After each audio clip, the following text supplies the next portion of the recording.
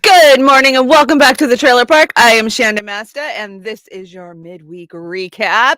Got an exciting week ahead. I'm going on vacation officially after this show. So, I've got that vacation Friday afternoons kind of state of mind today. But that doesn't stop me from writing a huge show. At the last minute, there was like 5 things I left out. There's just so much to talk about. Of course, we got primaries rolling in. We've always got to talk about Gaza. Julian Assange, there's a lot of crazy shit going on in that case. So we got lots to talk about today. Let's get the chat brought in here and make sure we launched on all channels this morning. Kick is up and running. Good morning, Kick. Rumble is up and running. Good morning, Rumble. And Rokfin. Rokfin is off to a good start. Good morning, Aram. How are you? Hello, sunshines. Hello to you. Kate, we will miss you. We will miss you, but physical therapy is important. I absolutely believe physical therapy does help. I've been through it a couple of different times. Fred Edwards, how you feeling today? How's all your doctor appointments going? I hope they're going well. Good morning. We got Cold Fusion and Popeye over on the YouTube. Oh, Popeye, you had a bad day yesterday. I'm sorry. What a clusterfuck of a day. Yeah, clusterfuck of a day sucks, don't they? Hey, Aspen Fallen, how's it going? Do me a favor, hit the like button, share this out. Our numbers were really low on Monday. I don't know why. And I just noticed Convo went live at the same time as me. I don't know why, because they don't stream on Wednesdays, but you can always, watch the replay for either me or them. We understand. Let's see. You guys know what I have? I have never done this, but I have background music. Let's try it out. What do you guys want? Do you want chill, down tempo? How about lo-fi? Lo-fi or lounge? Let's go with the lounge. I always like the lounge lizard type thing. Make sure you guys can hear it. Can you hear it? Oh yeah. I feel like it's a Friday. I want it to be a Friday. In my mind, it's Friday. So just know that if I address today as Friday, that's why. Let's see, get the chat brought back up. Combo, never mind. I don't know what's going on with Combo. I didn't. 4% of the vote, Jack. Yeah, we're gonna talk about the vote. We are. We got Nevada kind of rolling in this morning, which come on. Nevada was one of the most rigged in 2020 and in 2016. Remember the whole Bernie Bros throwing chairs bullshit? Come on. Nobody buys these results at all. But hey, it's hard to lose when you have no competition. Oh, wait, they have Marianne Williamson. She's the competition, right? What a joke. What a joke. It's a book tour. That's all this fucking election is a giant book tour. And we know it, right? Okay, let's scroll through the roll. Let's see. Trailer Park Pundit. This is a cool little card. I like the reface on it.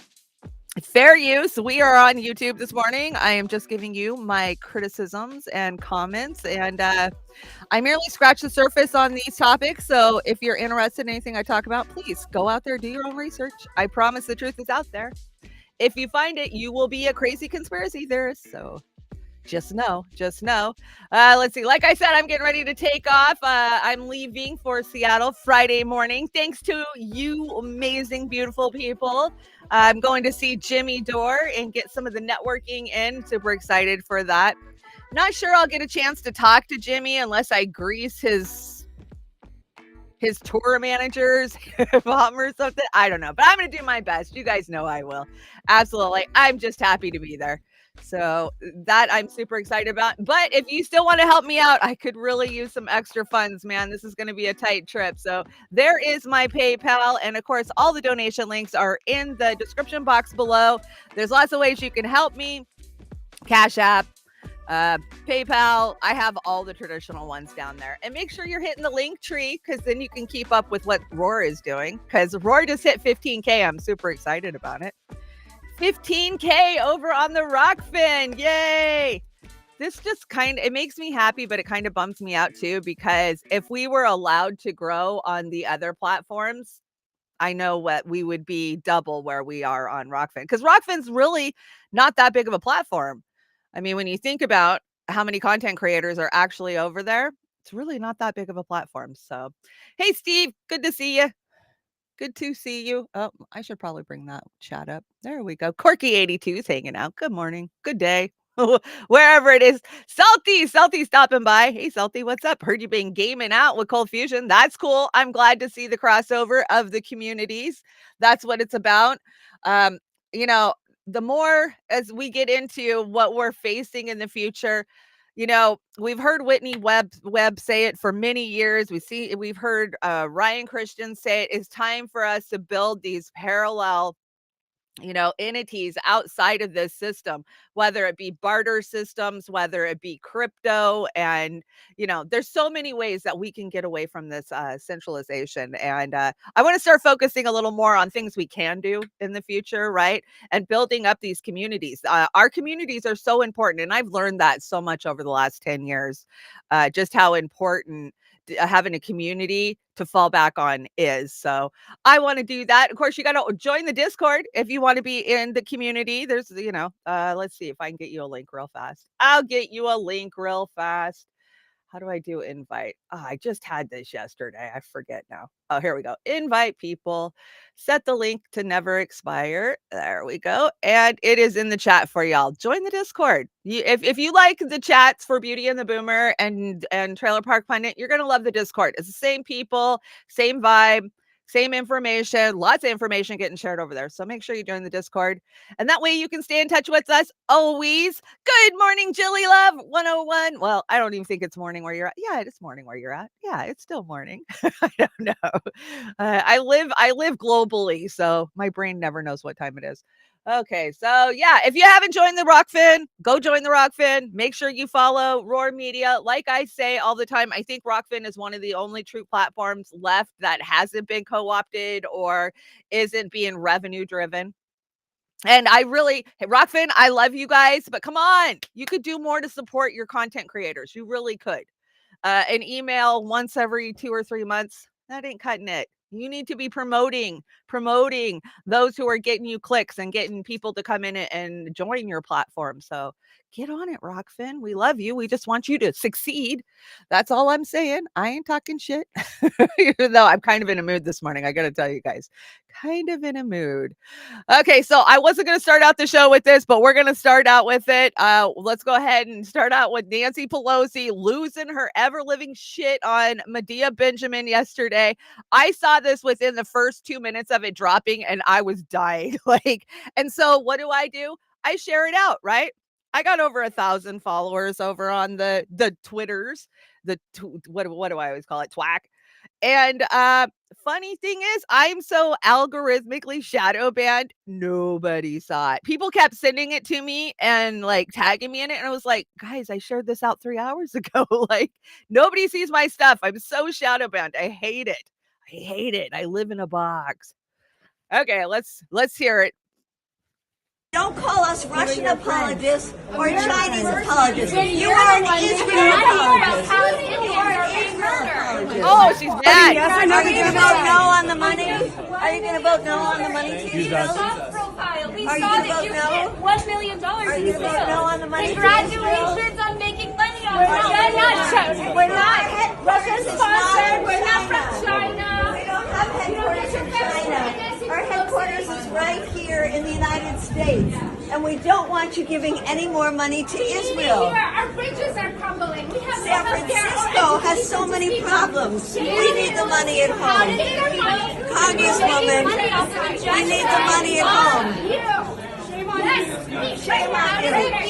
Raising money while people are being slaughtered in Gaza. Don't call us Russian apologists or Chinese apologists. You are an Israel apologist. You are an Israel apologist. You're an Israel apologist. Stop supporting genocide. Shame on you. $1 million in NVIDIA stocks this week. She's making money on the That was fun to watch. If I had to place a bet, I'd put my money on Medea. I think Medea could take her. I think Nancy's soft from all that corporate money. Oh yeah, did you see her upper lip was sweating? Did you see her wipe it? She was pissed. She was pissed, and that's good. Shout out to Medea Benjamin. Keep calling him out. Medea is great. There's a lot of times I don't agree with Medea. I got to tell you, there's been times in the past 10 years I have not agreed with her on a certain issue, but for the most part, she is out there fucking fighting these guys in their face, and I love it. Keep the pressure on. And yeah, I'm so tired of this. You're a Russian apologist. You work for the Chinese. Like, that's the last ditch thing they have to argue with you. That's the only thing they can say when they can't dispute the facts, right? They just name call. And we know that. Nancy's great about that. And she was walking pretty straight for how drunk she should probably be about that time of the day. Oh man, that look in her eye. She contemplated, man. You saw her fist like ball up, like, oh, she wanted to step into it. Yeah, Nancy. Nancy don't like it when she gets called out, especially by Medea. I had another video. Somebody kind of cut it shorter and it made it look a hell of a lot more dramatic than it really was. I think the full video I showed you puts it more into context of what actually went down. There's a shorter clip where it just makes it look like Nancy wants to turn around and swing on her. Great context clip, but not the full context. So I didn't bring it. I have it. I just didn't bring it. Glad to see these guys getting called out. They need called out every single freaking time we encounter them, whether it be in public, whether it be in the halls of Congress. I don't care where it is. They need called out. This is our money they are spending on this war. The other day, after my show, I had to go to town. And I've had Smedley Butler's War is a Racket, and everybody quotes it, right? But I've never actually read it. So I was like, you know what? I am going to listen to this book. You guys know I can't see very well, so I listen to everything now.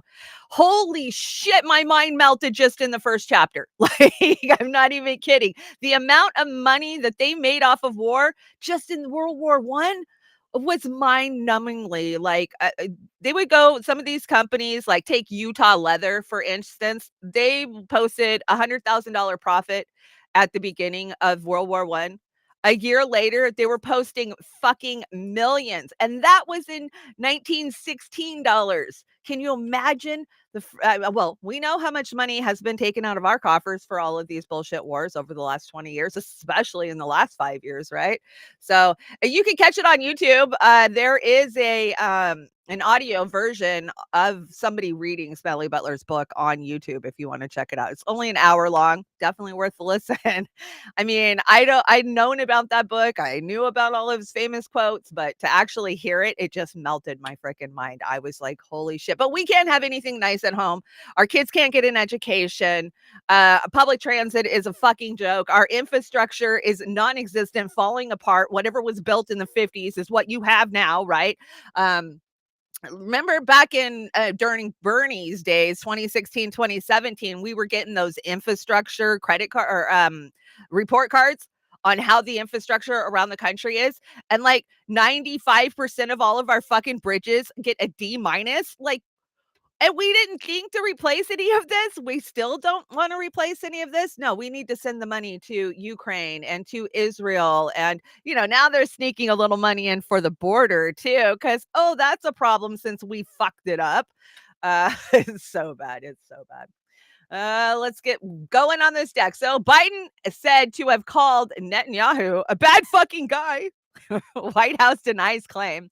This is such BS right here. This is the media being manipulated. So it says Democrats reportedly increasingly concerned about support for Israel's offensive against Hamas could cost the 2024 election, with 50% of Biden voters telling a survey op is a genocide. Yes, absolutely. But you know what this is? This is a Biden's campaign machine wanting you to think that his hands are tied when it comes to Netanyahu, and behind closed doors, he thinks he's a bad fucking dude. But, all of Congress supports this, and we unequivocally support Israel. So I can't do anything about the crazy psychopath that's killing all of these children on the other side of the world. I can't do anything about it. So vote for me. Vote for me. That this is a plant story, 100 fucking %. They want you to think that Biden is behind closed doors being tough on BB, but that's not what's happening at all. It's just total BS is what it is. This is them manipulating the mainstream media to control the narrative, right? And, we saw the likes of AOC yesterday and Rashida Tlaib out on the floor, right, condemning the killing of so many Palestinian children. But yet, in the same fucking breath, AOC is telling you, I endorse Joe Biden, talking out both sides of her fucking blowhole like she always does. And people take her serious. How can you take anybody serious who doesn't have a firm position on where they're at? Don't get me wrong. I'm glad to hear her screaming about the genocide that is going on, but she's supporting the genocide. Does she not get it? I don't think she gets it. And then if they do get it, I love when they abstain from a vote, right? Oh, if I abstain, it looks like I'm not a bad guy. It's so terrible. Biden's been out there talking to a lot of dead people. Now, we know he likes to shake hands with fictitious ghost people, right? But he's literally having conversations with dead leaders and dead scientists. Let's start out. I mean, I have not one, but two clips of him talking about how he hung out with a dead person on the deck today. So let's start out with watch Joe Biden say he recently met with Mediterranean from, is that how you say it? Mitterrand. Is it Mitterrand? From Germany. Mitterrand was the French president between 1981 and 1995. He also died in 1996. Okay, let's hear what Biden has to say about him. People have pled guilty. Oh, it's quiet. Right after I was elected, I went to what they call a G7 meeting, all the NATO leaders. It was in the south of England. And I sat down and I said, America's back. Mitterrand, thank you. And Mitterrand from France looked at me and said, how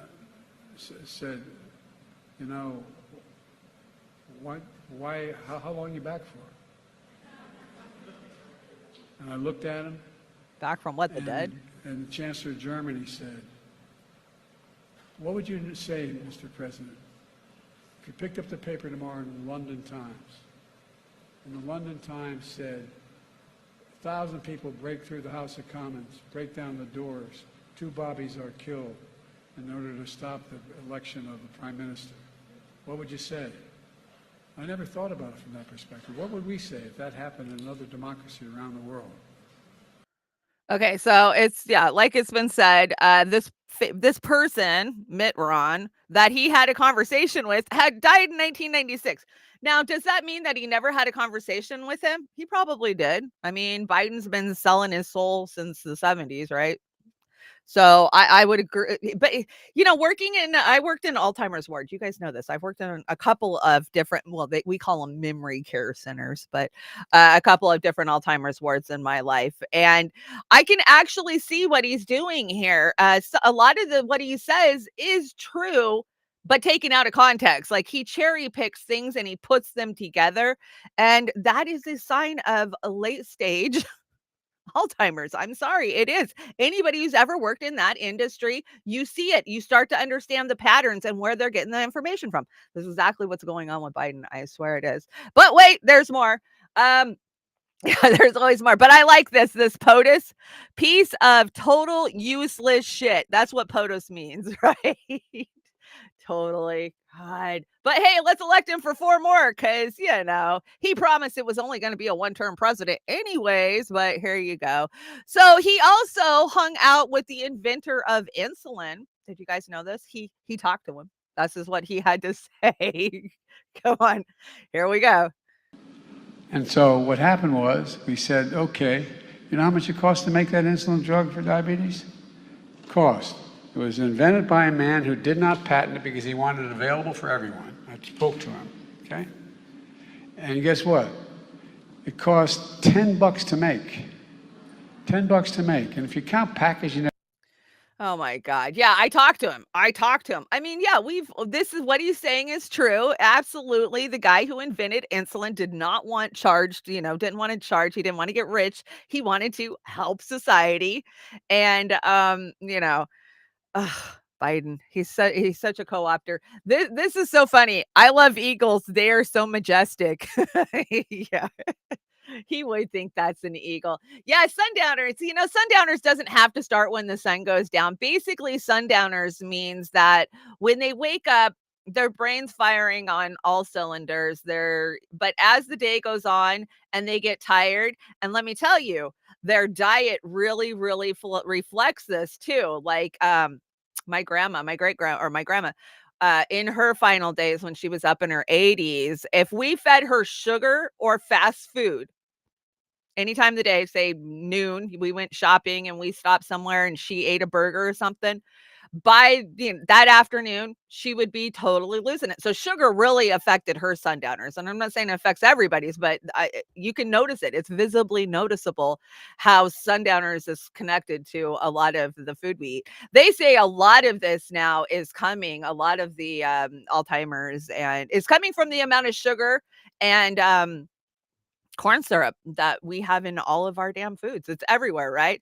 I saw a doctor the other day saying that diabetes didn't come from sugar. It comes from eating too much animal fat. And I'm like, I don't know if I buy that. I'm always open-minded, but I don't know if I buy that. Yeah, Biden, how are we going to do 4 more years of this guy? This is why so many people are convinced he's not going to make it to the election, that we're going to dust off somebody like Newsom or even Hillary Clinton and get them in there, because there's no way that he can hold it down for another 4 years. But hey, to be fair, we never thought he could hold it down the last 4 years, right? I remember Oz and I had a huge bet when he won. Like, I gave him 6 months. I gave him 6 months. I think Oz gave him a year. Fuck, we were both wrong. Who would have guessed he'd make it this far, right? But when he doesn't have to do any appearances, right, and they just cue up what he's saying, really, it's not that hard. He's not like a normal president. He's not even addressing anybody during the Super Bowl. Who does that? I think this is a Claire Daly. I think she burns the EU Parliament to the fucking ground. Love Claire Daly. This is so good. Get him, Claire. So far, the EU and US response to Israeli genocide has been straight from the abuser's handbook, Darvo.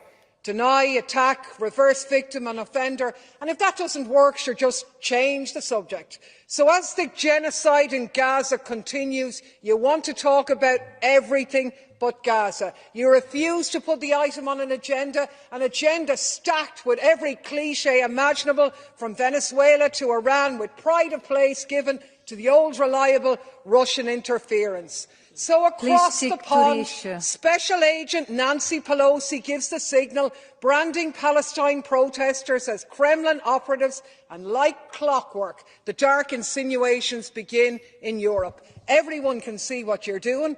It's tedious, it's predictable. You've been doing it since 2016, and it isn't going to work anymore. The mass movement is focused like a laser on genocide.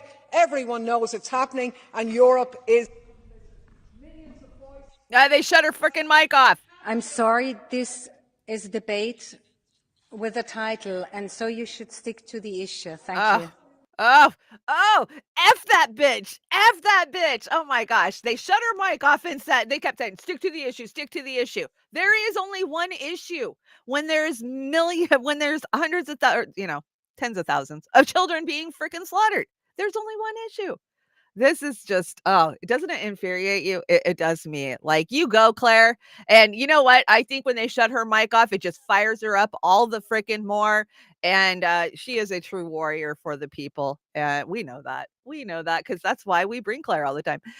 In order to explain why I get to kill you today, here's an ancient story of something bad happening to someone else. But hey, it allows me to kill you and get away with it, and my God thinks it's okay. 150 or 11,500 so far, Mastermind says, murder. I think it's higher than that. Sadly I do, but I'm sure it's not too much higher than that. I haven't seen one of those breakdown. We can normally get the breakdowns. I guess I got to go find them that tell you how many hospitals bombed, how many journalists have been killed, how many. They're hard to see. I have to really zoom in them for you guys. The State Department. So did you guys see this video that was going around? You guys know I don't bring the bad videos because they're out there. You can watch them on your own. And this one is there was a IDF soldier was torturing a man. He has already been shot in the leg. They've got him pinned down in a chair. The dude's got a big stick in his hand. And yeah, everybody's seen the video. Everybody. So when the State Department gets asked about it, they don't know anything about it. We don't know. We don't know. That's not our job. That's not our job at all. So let's hear from the State Department. You were alarmed by the settlers' violence in the West Bank to the degree that you put sanction on them. Are you equally alarmed and disturbed by the Israeli army torture of Palestinians? There is immersion pictures that's horrifying. I'm sure you've seen this picture, but one of them is basically an Israeli soldier, and this is what we know of through the social media. You must have seen this picture. This soldier has been identified as, his name is Yussi Gamzu, and he's from the Nahal Brigade. This is a clear violation of international law, of the Geneva Convention, etc. So just equally as much as the violence of the settlers, this is the violence of an Israeli soldiers. This is an Israeli army that's an ally of the United States. This is acceptable to you, and what you do to hold these people accountable. This is what we know from the social media. The guy himself published this picture. Imagine the things that we don't know. Thanks for your question, Nadia. So first, as it relates to our sanctions, you're absolutely right. Peaceability and security in the West Bank is of utmost importance to us, and those participating in activities or actions that detract from that make the West Bank more destabilizing and risk the security situation, that is of course of great concern to us, and that's why you saw the United States take appropriate action last week. In relation to the image that you shared, I've not seen that image specifically, but obviously it is it's deeply troubling. I have no knowledge or information as it relates to the circumstances surrounding that incident, and I will leave it to the IDF to speak to those specific situations, but we have been clear to them that the respect for basic human rights, the respects for humanitarian law needs to be respected, and those who do not comply with that need to be held accountable. So if I share this information with you, would you raise it with the Israelis? I'm not going to get into specific situations here, Nadia. This is not a operation that the United States is conducting. But when it comes to the impact on civilians, the treatment of civilians, the things that we see, not just in social media, but elsewhere, in our conversations with people on the ground, in our assessments with things on the ground, we raise those issues with the Israelis, and we'll continue to do so. Okay. They're raising those issues with the Israeli. Hey, you guys are torturing a lot of people and blatantly putting the videos up on social media. It's making us look bad. Can you stop? No, these guys indiscriminately post their fucking torturing like it's no big deal. Can you imagine all the IDF has to say is no more posting. No more posting, guys. You guys are making us look really effing bad with all of your TikTok dancing, stomping on graves, stomping on heads, torturing people. You guys are making us look bad. And our allies who are funding this are not very happy. So can you quit posting on social media? Fuck no. That's not what they do. They embrace it. They embrace it. You can go through your Twitter feed any time of the damn day and you will see Israeli IDF soldiers, whether it be female or male, having a good old damn time partying on the graves of the people that they tortured and killed. It's disgusting. And the State Department, this is what they say every week. Well, we're talking to them about it behind the scenes. We're telling them we don't support that. It's total hogwash, 100% bullshit. And we all know it. Things could be worse. Reelect me and I'll prove it. Yeah, fuck. Does it really matter though? Does it really matter? Because if Trump did get in there, say he manages to get around all of this, does it really matter? No, he bends the knee to Israel just as much as the frickin' Dems do. So at the end of the day, what's going to change? The border, maybe. That's all I see changing if Trump gets elected. Maybe the economy will get a little better. I don't know. So Annie Lennox, of course, we had the Grammys on Sunday night, which a bunch of chicken shit fucking celebrities didn't have a goddamn word to say about Gaza or the genocide, except for Annie Lennox. Go Annie Lennox. And she had to put out a statement. So I brought the statement for you. So we'll get started. The history of discord and dispute between Israel and Palestine stretches back for decades. I have always longed to see a peaceful resolution to this tragic and seamlessly endless conflict. I am neither anti Semitic nor pro Hamas. My stance is totally from a humanitarian standpoint, which must always be central to the circumstances where the value of human life has been reduced to less than zero. They're sub fucking human as how they're treating them. So far, over 2 million lives are being destroyed, with a rising death toll of over 27,000 and more than 66,000 wounded. People have been forced to survive nightmarish conditions with a severe lack of all essential resources and supplies. Hospitals, medical facilities, and services are in dire need and barely able to function. While contagious diseases run rampant with the starvation level rising, constant terror, trauma, and treatment of bombardment accompanies each day. We'll get to the next one. There is no way reduces this plight of the hostages and their family, who are all continue to suffer the unimaginable pain of not knowing the fate of the whereabouts of their loved ones. I fail to see how any of this is done anything to contribute to a peaceful solution.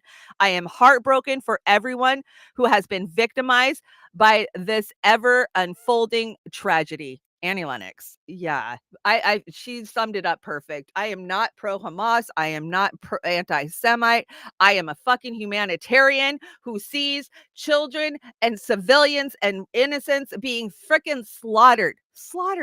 And you know what? Even if they slow the slaughter down, what's coming next is going to be tenfold worse, right?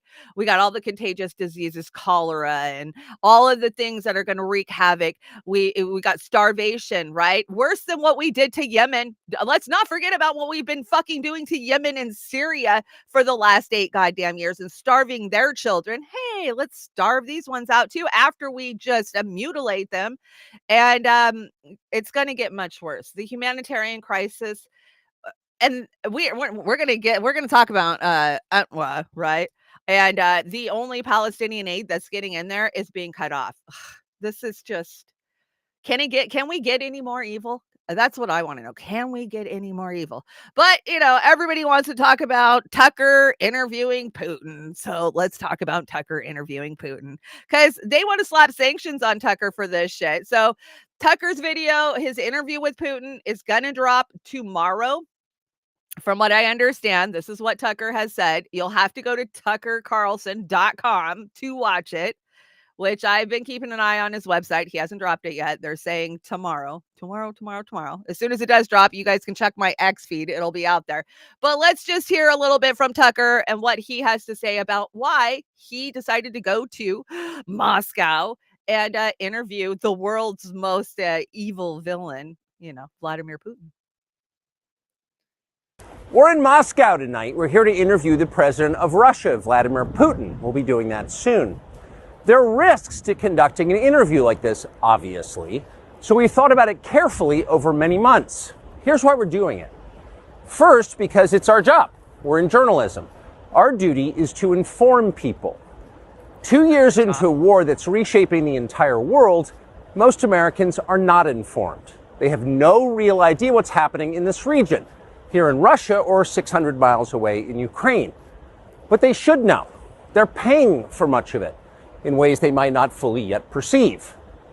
The war in Ukraine is a human disaster. It's left hundreds of thousands of people dead, an entire generation of young Ukrainians, and it's depopulated the largest country in Europe. But the long-term effects are even more profound.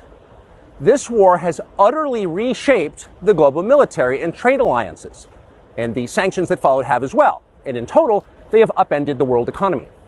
The post-World War II economic order, the system that guaranteed prosperity in the West for more than 80 years, is coming apart very fast, and along with it, the dominance of the US dollar.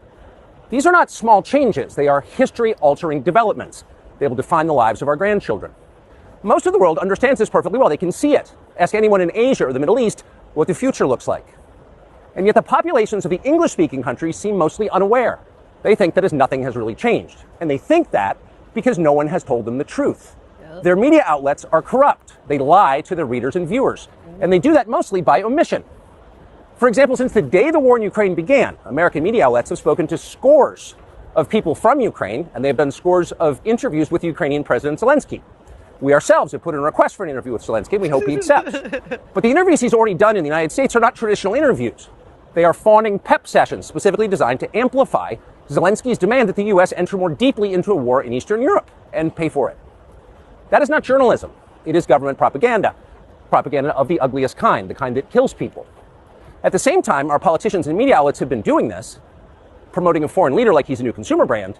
Not a single Western journalist has bothered to interview the president of the other country involved in this conflict, Vladimir Putin. Most Americans have no idea why Putin invaded Ukraine or what his goals are now. They've never heard his voice. That's wrong. Americans have a right to know all they can about a war they're implicated in, and we have the right to tell them about it because we are Americans too. Freedom of speech is our birthright. We were born with the right to say what we believe. That right cannot be taken away no matter who is in the White House. But they're trying anyway. Ryan.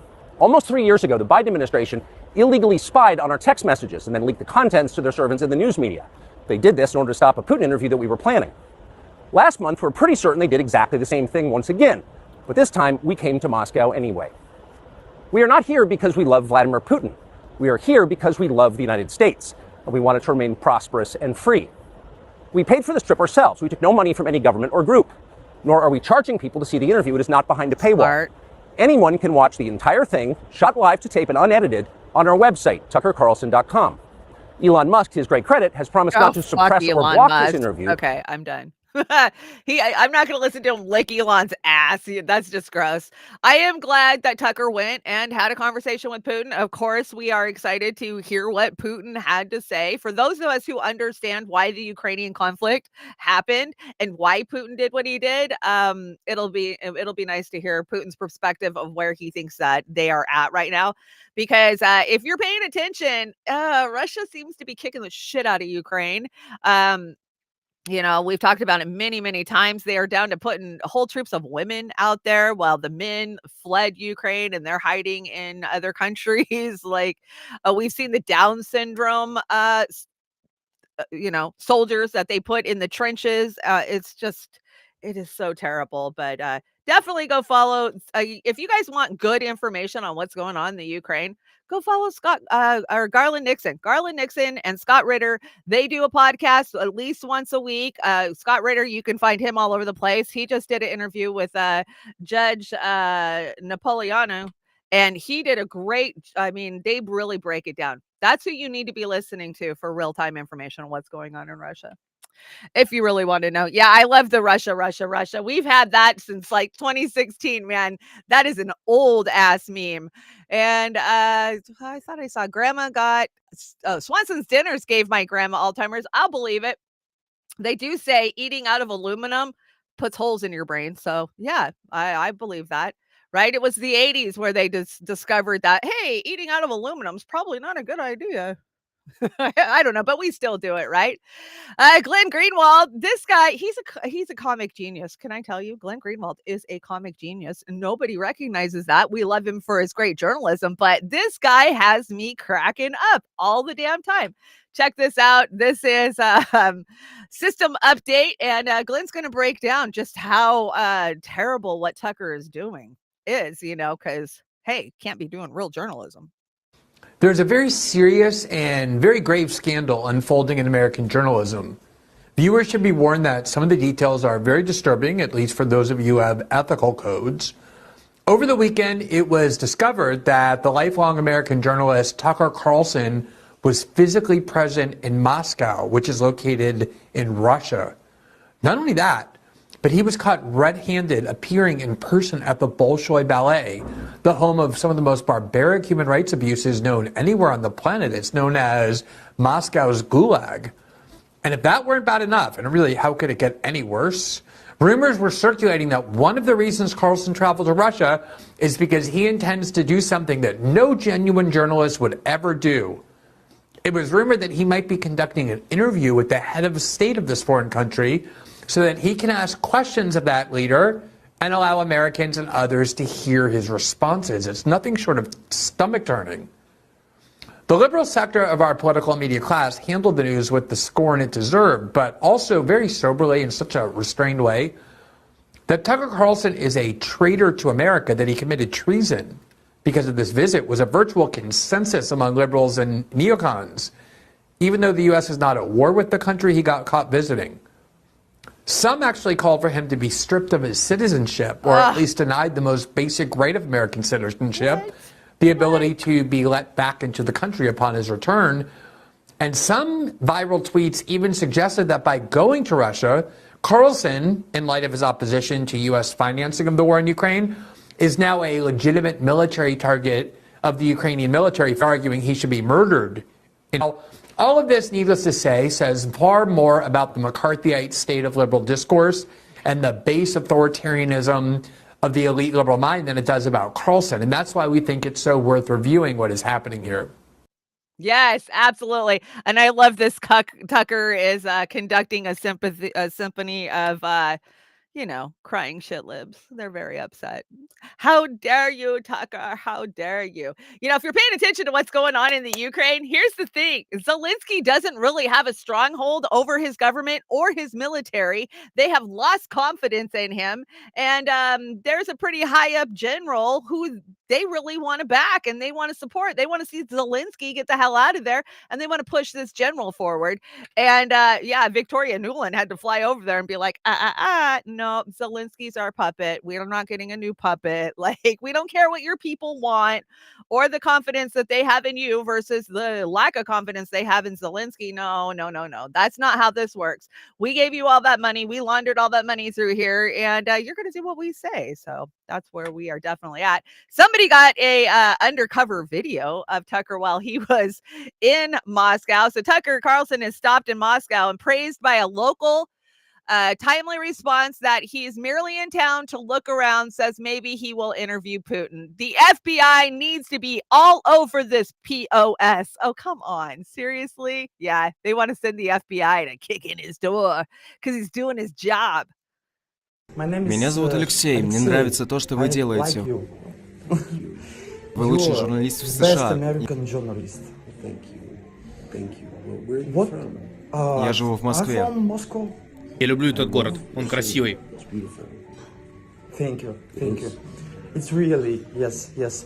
Что вы делаете в России?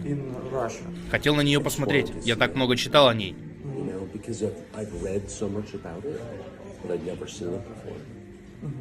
Я хотел поговорить с людьми и посмотреть на то, как все устроено. Может быть, взять интервью у Путина? Ваш визит в Москву взорвал медиа США.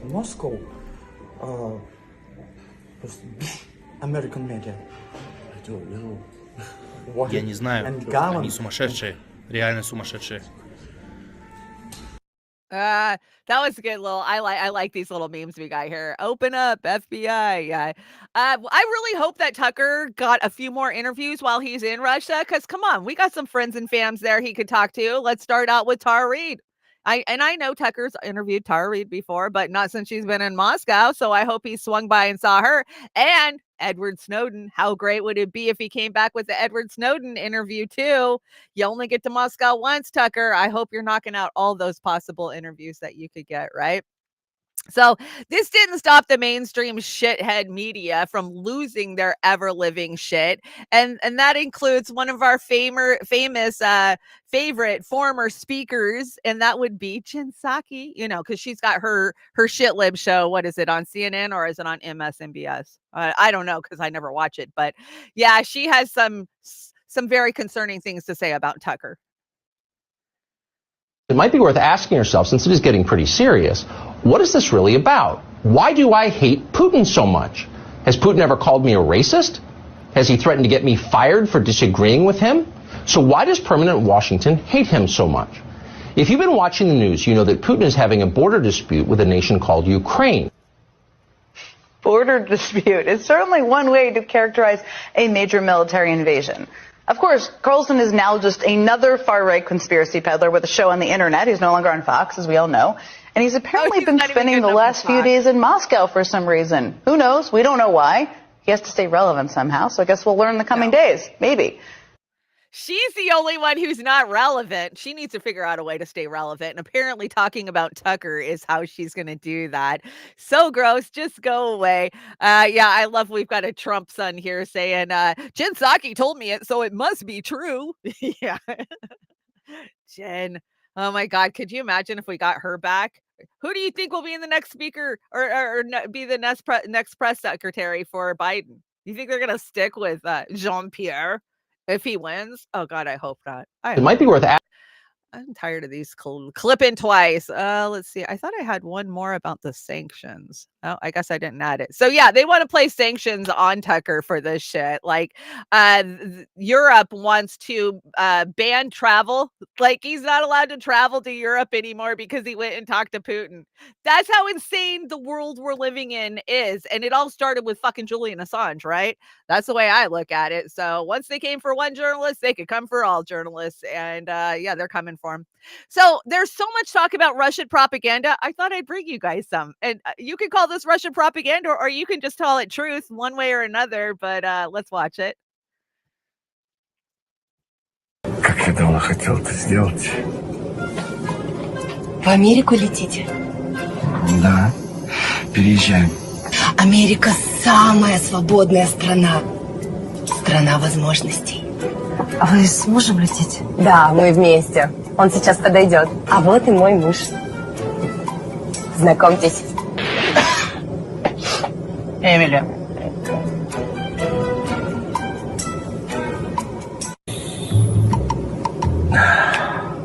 Простите, мистер. Пассажиры позади вас вегетарианцы. Им неприятно, что при них употребляют мясо. Мы же их не заставляем это. Простите, но в США принято придерживаться принципа демократии. Позвольте, я это заберу.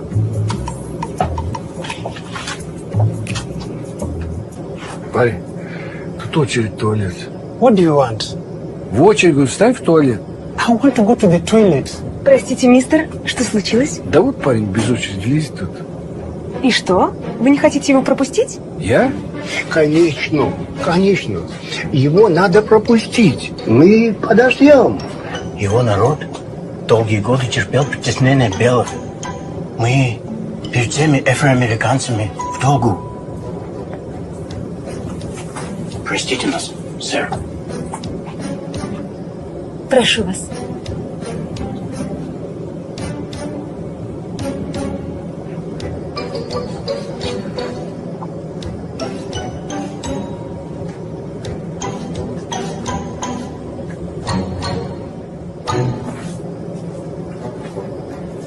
Вы не могли бы пересесть в носовую часть самолета?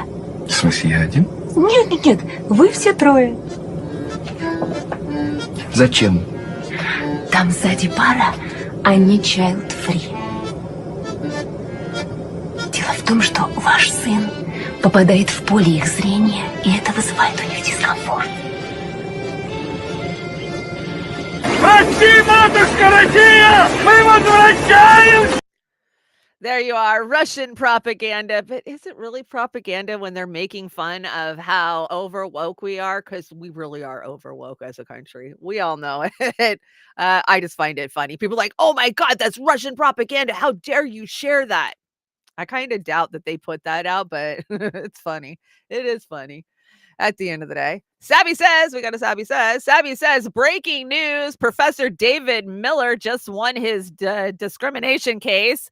Barry Weiss is probably fuming. Yeah, Barry Weiss is fuming no matter where she is. So, university professor sacked for anti-Zionist views wins discrimination case. Here. That's a win. That's a win. I agree. That is a win. Anytime that we can fight back discrimination from the Zionist side, it's a win. So yeah, Sabby doing great work. Sabby doing great interviews. I always check Sabby out for sure. Let's check out Bill Maher. Bill Maher. So Killer Mike's having a killer week. I gotta tell you, won all those Grammys, got arrested. Kind of shut down Maher in real freaking time. Now, I don't think I brought the Bill Maher video where he has uh Bet David on, right? What is Valuetainment.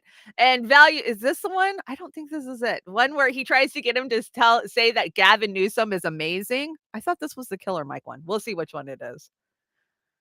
What are your feelings on the election coming up? I mean, Biden and Trump, are you as depressed about that as most people as a choice? My feeling is pick your policy, not your person. Find out. This is not the Dallas Cowboys versus your favorite team. This is the policies that will affect our generations for the next 20, 30, 40 years to come. So close your eyes, listen to the policies that are being pushed, and pay attention even to the people who don't have a chance of winning, because they're going to say policies you may want to push. And I would say do that, but make it policy-based. So that means you're for... That means I'm for black people and happy Black History Month. But you're not saying one candidate over the other? Hey man, my nigga, you ain't gonna get me in no trouble tonight. Hey,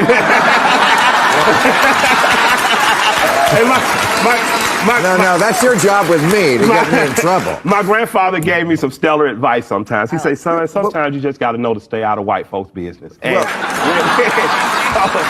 this time, I'm gonna keep my mouth closed. I still like the policy that the old man had that I was supporting. I would encourage people to find who's supporting that policy and see what happens. But you can't get yourself to say vote for Biden over Trump? You want me to list it now? So now I'm just saying that. Can he get himself to apologize for the crime bill? Can he get himself to get his head out of his ass and say, black people, you are black regardless. I need you to tell me what I need to do.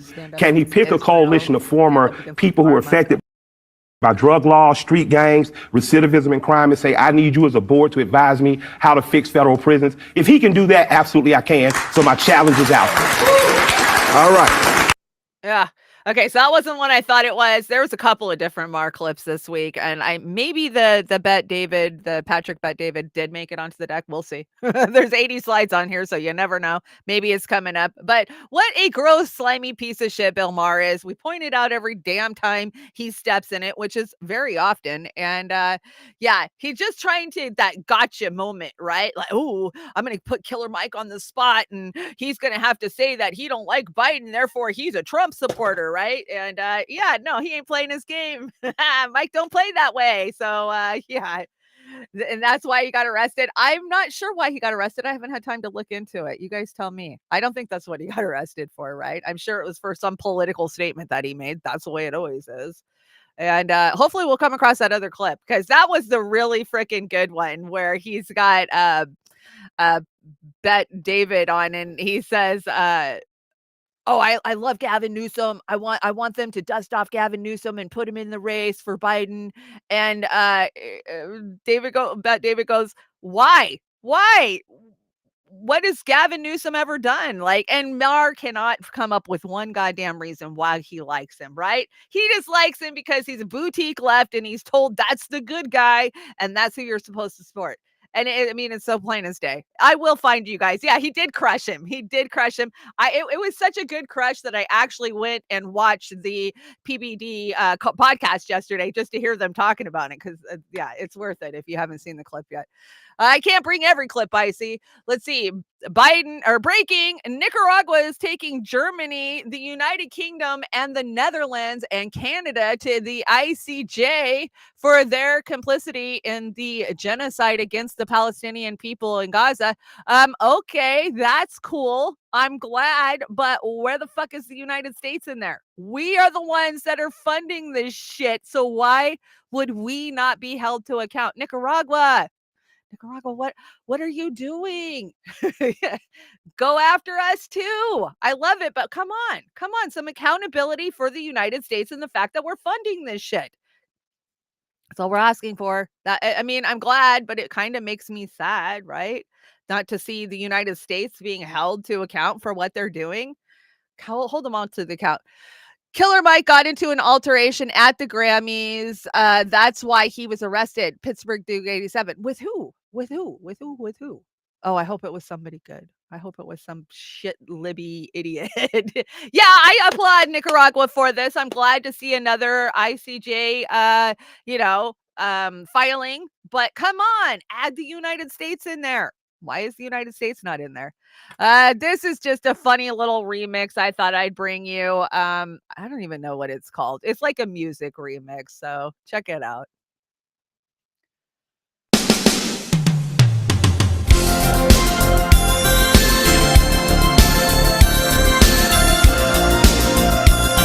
All right, listen, man. Looking in your eyes, I see that we're aligned. This war that we fund is too good to be true. America's beside you, all these bombs to give you. Our whole GDP will just wire to you. Let them say we're psychos. I don't care about that. History started when Hamas launched their attack. Let the whole damn region just fall apart. We're the persecuted ones, so have a heart. And we can win this thing together. Ethnic cleanse forever. Nothing's gonna stop us now. And when the strip runs out of Gazans, we'll go kill their cousins. The Hague ain't gonna stop us. Nothing's gonna stop us now. Low. I'm so glad we're bombing. This war is super calming. A ceasefire would mean I'd be going to jail. Folks say it's unlawful, and yeah, the polls are awful, but Trump's on the ballot. Of course I'll prevail. Let's go, Brandon. Let them say it's genocide. What do they know? So you bomb the Gazans right where you tell them to go. If we kill a hostage, or maybe 3, that's the price we pay to save ethnocracy. You mean democracy? And we can win this thing together. Human rights, whatever. Nothing's going to stop us now. So let the courts keep pressing charges. Ooh, these block our barges. Nothing's gonna stop us. Nothing's going to stop us. Oh my gosh, that was so bad. So bad. It was funny because it's true, right? 100% true. I think we're going to stick that one around. I'm going to file that one so we can listen to it again. It's a good one. Whoever did that, shout out. Great freaking remix. Because, yeah, nobody will stop them, right? Doesn't matter how many charges the ICJ hits them with. Doesn't matter how many people get out in the street globally and march and protest this. No. The money's already been spent. It's already happening, and we know it. So, yeah, IDF, so terrible. You saw a lot of videos in that video of some of the terrible shit they post, like we were just talking about. I mean, why? Why does the IDF not have a role? Can you imagine if the U.S. military was out there posting videos like this every goddamn day on their TikToks and social media? The U.S. military, the U.S. government would shut that shit down. Like, oh, you're making us look bad. Stop. The IDF, fuck no. They're like, post more. You know, we'll give you a bonus if you turn into a big influencer. And so their level of propaganda is at a new they've hit a new high, let me tell you. And that includes the IDF saying it ran an unauthorized 72 Virgins uncensored Telegram channel. So what is this? This was propaganda. On October 9th, the unit, who primarily targets our foreign and enemy audiences, created and operated the channel. This time veered towards an Israel public without authorization. Now, I've got the article. Let's bring this in so we can take a look at it. This is crazy. Is that it? And here we go. Unauthorized. 42 virgins, right? So this was a fear tactic is what it was. So let's see. Here, let's listen. Hopefully you guys will be able to hear this. IDF says it ran unauthorized 72 Virgins, uncensored Telegram channel. On October 9th, the unit, whose primary targets are foreign and enemy audiences, created and operated the channel, this time veered toward an Israeli public, without authorization. An IDF psychological warfare unit operated an unauthorized Telegram channel entitled 72 Virgins, Uncensored, the military admitted to Haaretz earlier this week after the paper reported on the channel last month. Just a quick word from our sponsor. Oh, no. Ready? Let's go. Give me a vacation. Vacation! Give me a golf course. 70 courses! Let's get a water sport. Paddleboarding! Can I get excursions? Whale watching! Time for chill vibes. Beach yoga! How about a garden tour? Balboa Park! Give me a dolphin. What's that spell? San Diego! If you're happy and you know it, San Diego is the place to show it. Book your trip at sandiego.org. Funded in part with the City of San Diego Tourism Marketing District Assessment Funds. Shortly after the October 7th massacre, on October 9th, the unit, whose primary targets are foreign and enemy audiences, created and operated the channel, this time veered toward the Israeli public, without authorization. Sharing exclusive information. The channel's administrators posted graphic content, including videos in which the bodies of terrorists can be seen, accompanied by the caption "Shadow the Terrorists' Fantasies." They also posted images and videos of the elimination of terrorists and footage of the Gaza Strip, urging their followers to share the content so that everyone can see we're screwing them. Critically, the channel also shared exclusive information from IDF investigations, to which only Israel's defense establishment was supposed to be privy, according to the paper. Haaretz further noted the operators of the channel used low register and crude language to veil the origin of the channel. This can be exemplified through captions such as "exterminating the roaches," "exterminating the Hamas rats," "share this beauty," to accompany photos of captured Gazans and bodies of Hamas terrorists. In an additional video, in which a soldier is seen reportedly dipping his bullets in lard, the text read, "What a man. Greases his bullets with lards. You won't get your virgins." A different video, showing an Israeli car allegedly driving over the body of a terrorist time and time again, was accompanied by "Very good, Gershon. Run him over, run him over. Screw the bastards. Flatten them." The content posted on the channel was not exclusive to Gaza. In the October 11th incident, which saw a violent gathering of La Familia followers at the Sheba Medical Center following reports that a Hamas terrorist was hospitalized there, the channel posted a video with the caption, "My brothers, the heroists, La Familia fans, love you. What heroes, they came to Okay, so you get the gist of it. They ran this propaganda on this channel that they created. They tried to make it look like the IDF wasn't behind it, that it was just some other entity by using foul language, right? And basically, they just propagandized the people of Israel. And we wonder why we get the numbers of 60% of Israelis are supporting more bombing, more, we're like, how can that many people be so bloodthirsty, so ready for bloodlust? Well, that's why. That's why. When, you always have to take yourself, step back a little bit and wonder what the other side is seeing. What is making them, because all of our feelings are always based in fear, right? So what is making them so damn fearful that they're willing to become these genocidal monsters? Well, it's that being told these terrorists are coming for you constantly, right? By this propaganda driven freaking government in Israel, Benjamin Netanyahu's, for sure. Let's see. Oh, yeah, this got posted by Israel's official Twitter account. And yeah, it's the Twin Towers, and it says, "We will dance again."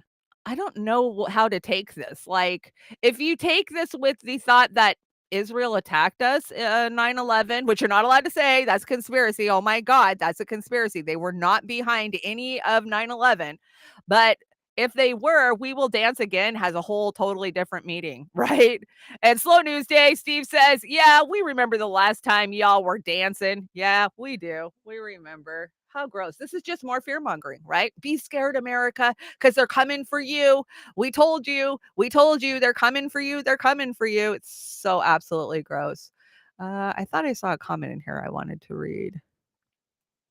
I guess I must have missed it. Too many chats. Hey, meow over on the Rumble. You can hit that link. I know the Rumble chat's always boring. And it's not just my show. Like, I watch a lot of people who are like, what's up with the Rumble? How come nobody ever talks over there? So I dropped the YouTube link if you want to come hang out with the people who actually talk. They're over on the YouTube.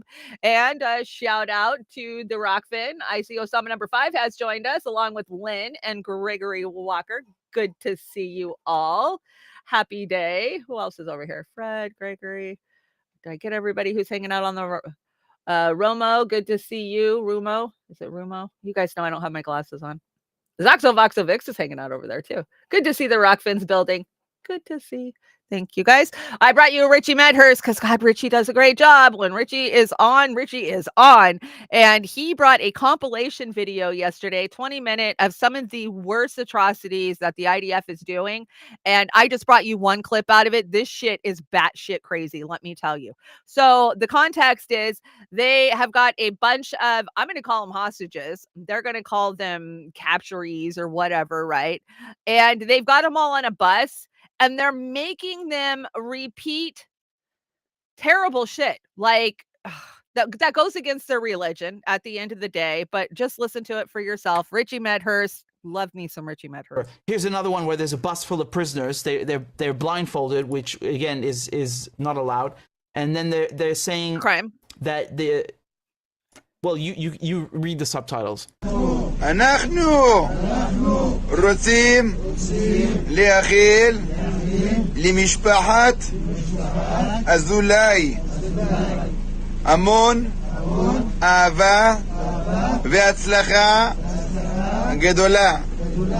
אנחנו המחבלים מעזה מאוד מפחדים מכל משפחת אזולאי. משפחת אזולאי משפחה מאוד מאוד ג'ידן מכובדת חשובה, ואנחנו רוצים להיות עבדים של משפחת אזולאי לנצח נצחים, לעבוד אצלם בביוב ובגינון ולעשות עבודה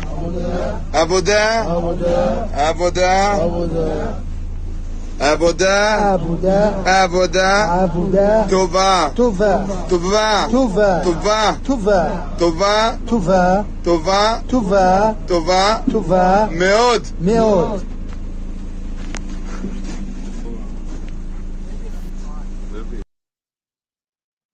I mean, if you don't think there's something fucking wrong with these people, I don't know what to tell you.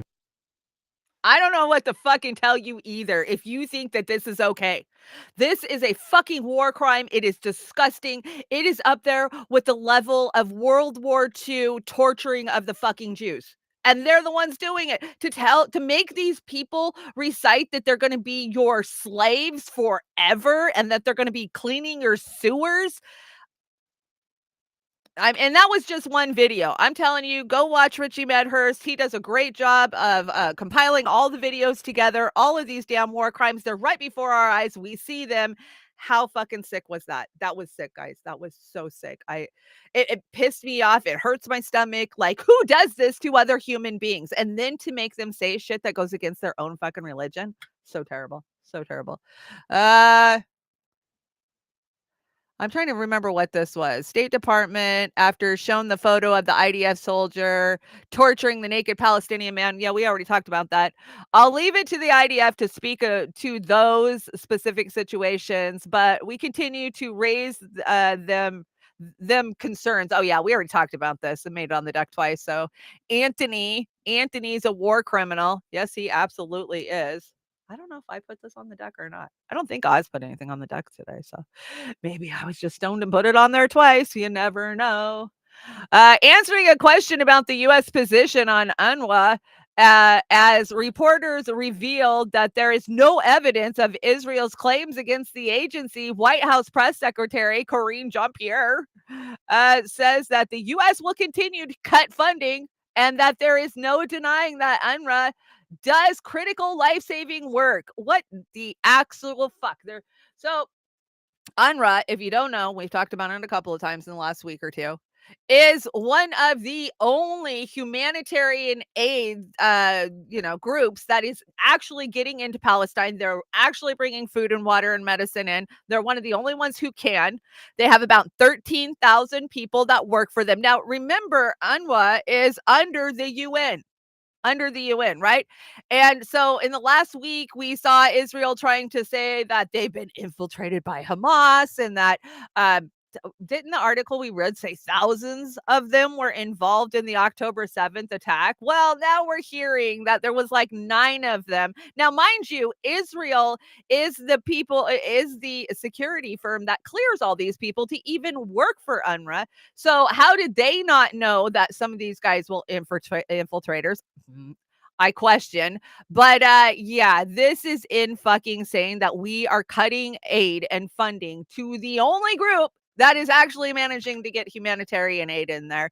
Absolutely disgusting. I didn't even bother to bring you the clip because who wants to hear Corinne Jean-Pierre talk out both sides of her face? Yeah, they're good. Oh, but you can't deny they're good and they're helping people. But no, we're not going to give them any more money and we're not going to support them anymore.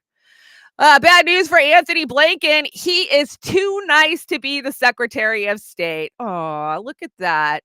So the Israeli-Hamas war is the toughest crisis yet for America's top diplomat, and he is struggling. Yeah, I'm sure he's struggling so badly, right? His stepdaddy didn't prepare him for this. Secretary of State Anthony Blinken is famously polite, even in formal settings, a reputation he has had even as a child. Oh, he's been sweet since birth. That's why he wanted to be the Secretary of State, because all secretaries of states are just really nice guys. And they don't want war or anything like that. It's not like their job title to start wars, but poor Anthony. Nobody likes him. He doesn't like not being liked at all. Let's talk about disgusting Victoria Nuland. So Victoria Nuland says ISIS is still active in many places, and we have been partners in the fight against terrorism for decades. In particular, we have been strong partners in the fight against ISIS wherever it is. This needs to continue with Turkey, rather in Iraq and Syria. Yeah, she is so gross. Let's see. The U.S. is not withdrawing from Syria. We will not leave Syria. We will not. Look into her eyes. Do you see Satan? I see Satan. Yeah, so we're not leaving Syria. Did we ever think we were leaving Syria? No, we've been screaming. I smell the sulfur, Vic. We've been screaming about the injustices that have been going on in Syria since 2016. I know I have been, and you're an Assad toady. You're terrible if you call out what the U.S. has done to Syria, starving them, bombing them, white phosphorusing them. Yeah, but hey, we are not pulling out of Syria. Nope. Got to have those strongholds. She's the evil one, man. Why don't they just send her instead of Blinken, right? Li Feng doing some testifying on how AI is going to control our elections, including this one. Check it out. More recently, in collaboration with Unheard and Real Clear Investigations, and with my co-author Jack Polson, I reported that Moderna relaunched these efforts to influence vaccine discourse last summer, again working with public good projects. Moderna employed the services of the artificial intelligence firm Talkwalker to monitor vaccine-related conversations across 150 million websites, including social media and gaming platforms like Steam. There are many other examples in my reporting, beyond the Twitter files and Moderna documents, that show overreach by government and corporate interests to stifle free speech. Last month, I revealed documents on the activities of Logically, a British artificial intelligence firm that is poised to shape the 2024 election. It is important to underscore why the American public should be aware of this firm. Logically previously had contracts in the United Kingdom to combat misinformation during the pandemic, but like many other firms of this nature, they instead surveilled legitimate forms of speech, including thoughtful concerns about pandemic lockdowns. logically boasted of a special partnership with Facebook to automatically suppress and label any content they deemed as misinformation, giving the company immense influence over content moderation decisions. In my official written remarks, my testimony, I go into much greater detail about my record on these issues, writing on censorship and surveillance of animal rights activists and labor union activists. I have profiled the various private contractors that began by spying on behalf of the FBI during the War on Terror that now utilize artificial intelligence to spy on conservative anti-vaccine mandate activists. More recently, I've reported on organized suppression of peaceful speech by pro-Palestinian activists. Yeah, AI is going to be suppressing everything. I mean, if you guys know, we're living it in real goddamn time. I live it over on the Twexverse. I am so suppressed over there. Facebook for this election season is a joke. Try sharing anything political over there. You get no news on Facebook anymore, right? It used to be I could scroll my Facebook and I would see the headlines of the day because the people that I follow, they share it. Not anymore. All I see is stupid memes and advertisements. That's all Facebook is anymore. I don't bother to share anything on Facebook because what's the point? It's just going to get crushed by the AI. But as we get further into this election cycle, we'll see it more prominent. I do believe just how they're going to suppress us. And if you're listening to Whitney Webb, she says you got till 2025 before AI is controlling 90% of the content, 95% of the content that we're seeing on social media. And I absolutely believe that. It's 100% true. RFK Jr. being consistently anti-war. No. Helping Israel blow up every last child in Gaza. Hey. Yep, that's what he's about, right? But the sycophants out there, they still love him because, hey, he was anti-COVID. Marianne Williamson breaking the internet saying, hey, the DNC is trying to suppress her campaign. No fucking way. No way. The Democrats, nuh-uh. So right before we went on air, I saw Nevada was starting to roll in. Joe Biden, as of 2 hours ago, had 89.3% of the vote, leading him to 36 delegates in Nevada. I don't even know why we bother to play these games anymore. Just like the Democrats, just to be like, yeah, no, we're done. We gave the nominee to Biden. There's no point in doing these this bullshit minutia of, hey, look, we'll just give all the delegates to him because that's what they do in Nevada anyways. Nevada is one of the corruptest freaking primaries that we ever see. They had caucus before, but now they're doing primaries, right? Marianne Williamson, only 2.9%. That's pretty damn bad. That is pretty damn bad. When you go up against Joe Biden and you can only pull down 2.9% of the vote, honey, you're just in it to sell books. We all know it. Everybody has called it for a year now. And we tried to tell you. Jimmy tried to tell you. And I think Jimmy tweeted this out and said, if only everyone hadn't tried to tell her or would have tried to tell her, right? We did. We did tell her that running inside the Democratic Party was useless. But, that doesn't sell books. She thought she was going to fix it from the inside. How stupid. Just stupid. Yeah, vote third party for sure. I don't care who you're voting for, but don't vote for this machine. And Nikki Haley, she's got the same goddamn problem when she goes up against projected winner is none of these candidates and loses.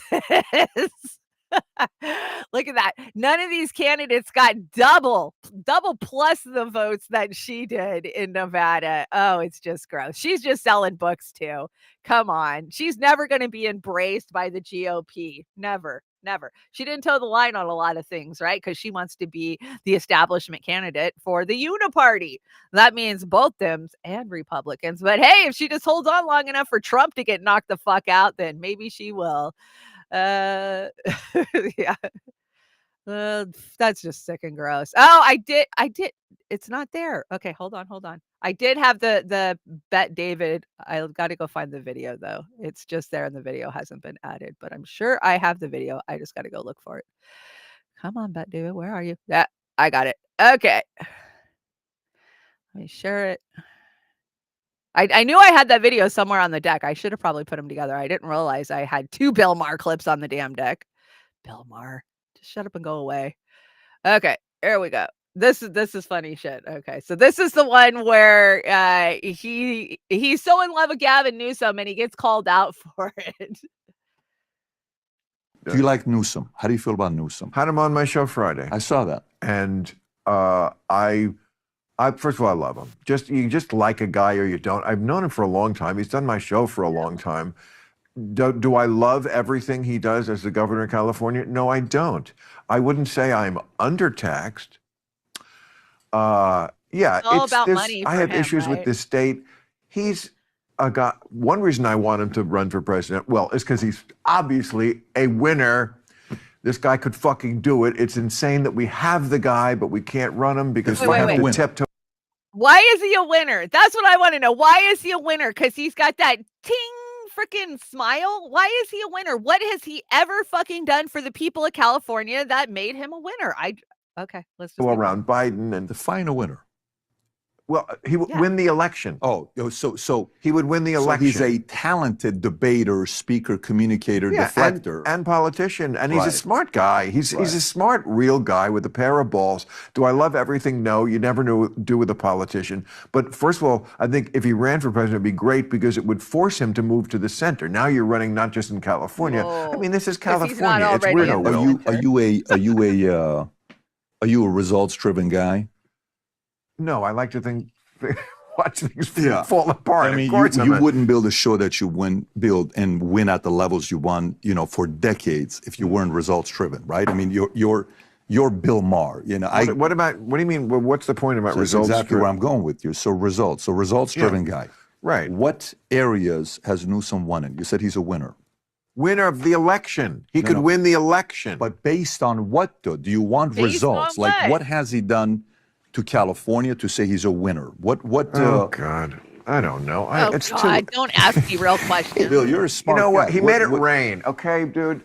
It wasn't raining. Someone who said that. He said, "Great job." It wasn't raining, and now it's raining. So he's got my vote. Okay, you know what? Respect. I mean, I don't know. I don't follow the news. That's a character Bill, I play on television. Don't deflect. I know the news, but I don't follow the news. You're a very smart guy. It's a character. I actually live with my delicate wife, Sue, and our 8 homeschooled children. We just had twins, Sean and Hannity.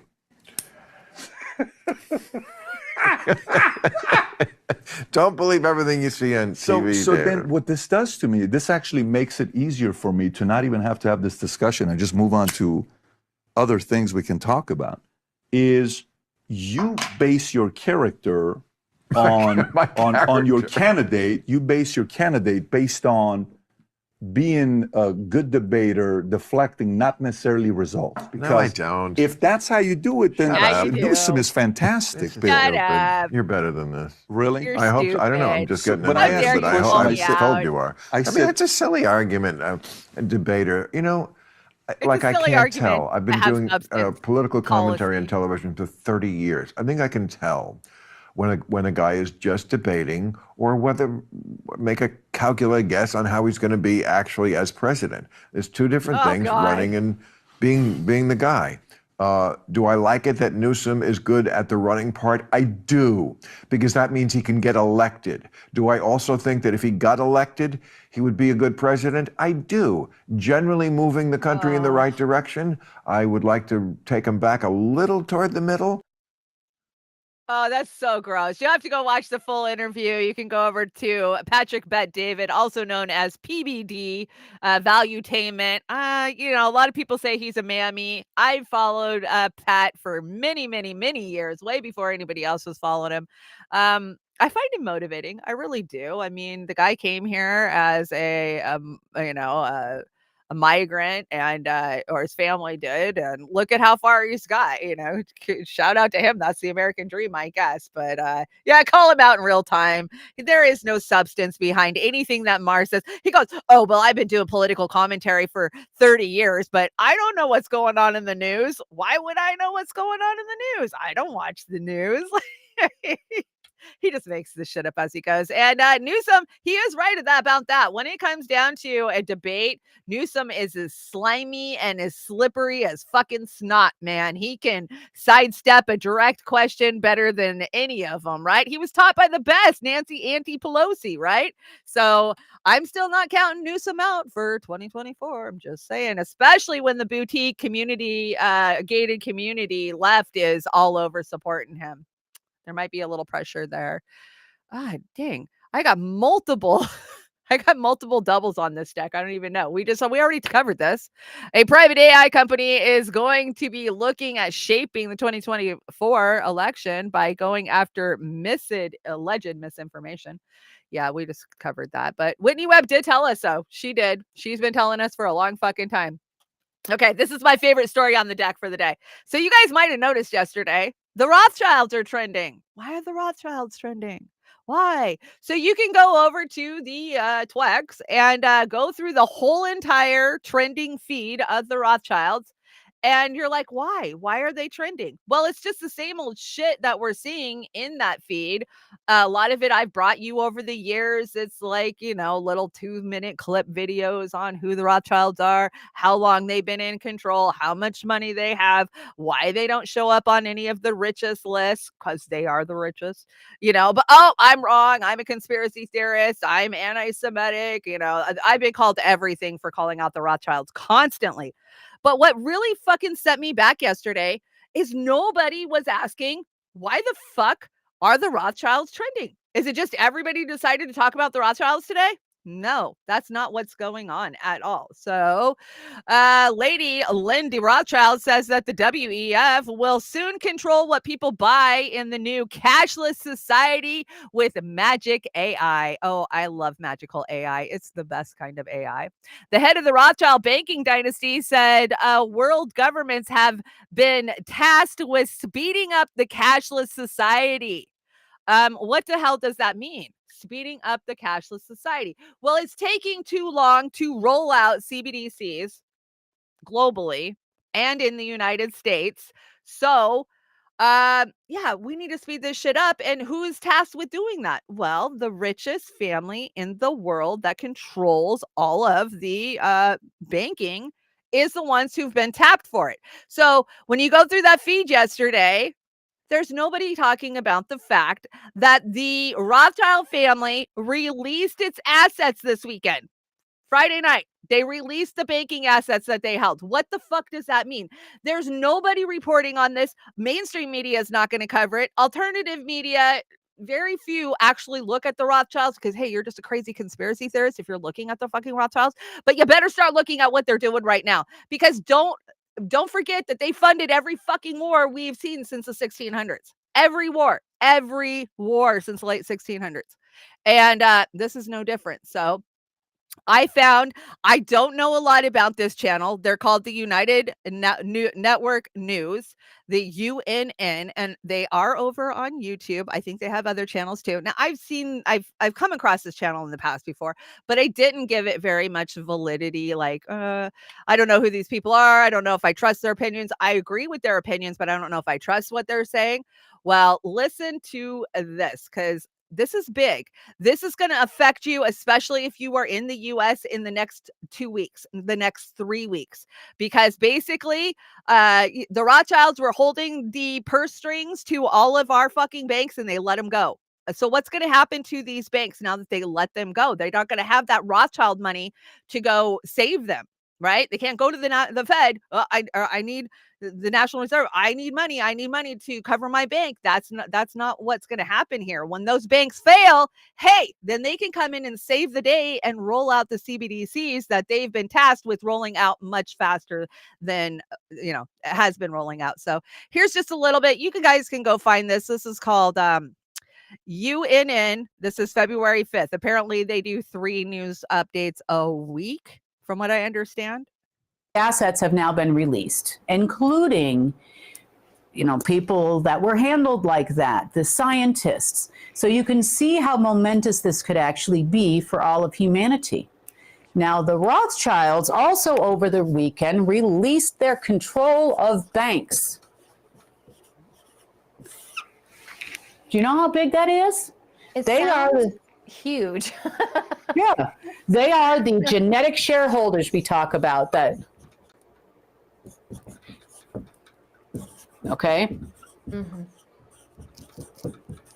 Now, there's a reason why they do this. Okay, so I'm not only talking to you. I'm talking and explaining this to all of these now freed assets so they can understand how to navigate these waters, because these people are not your friend. They weren't your friend before. They're not your friend now. And they're certainly not our friend with what they're planning on doing with the world here.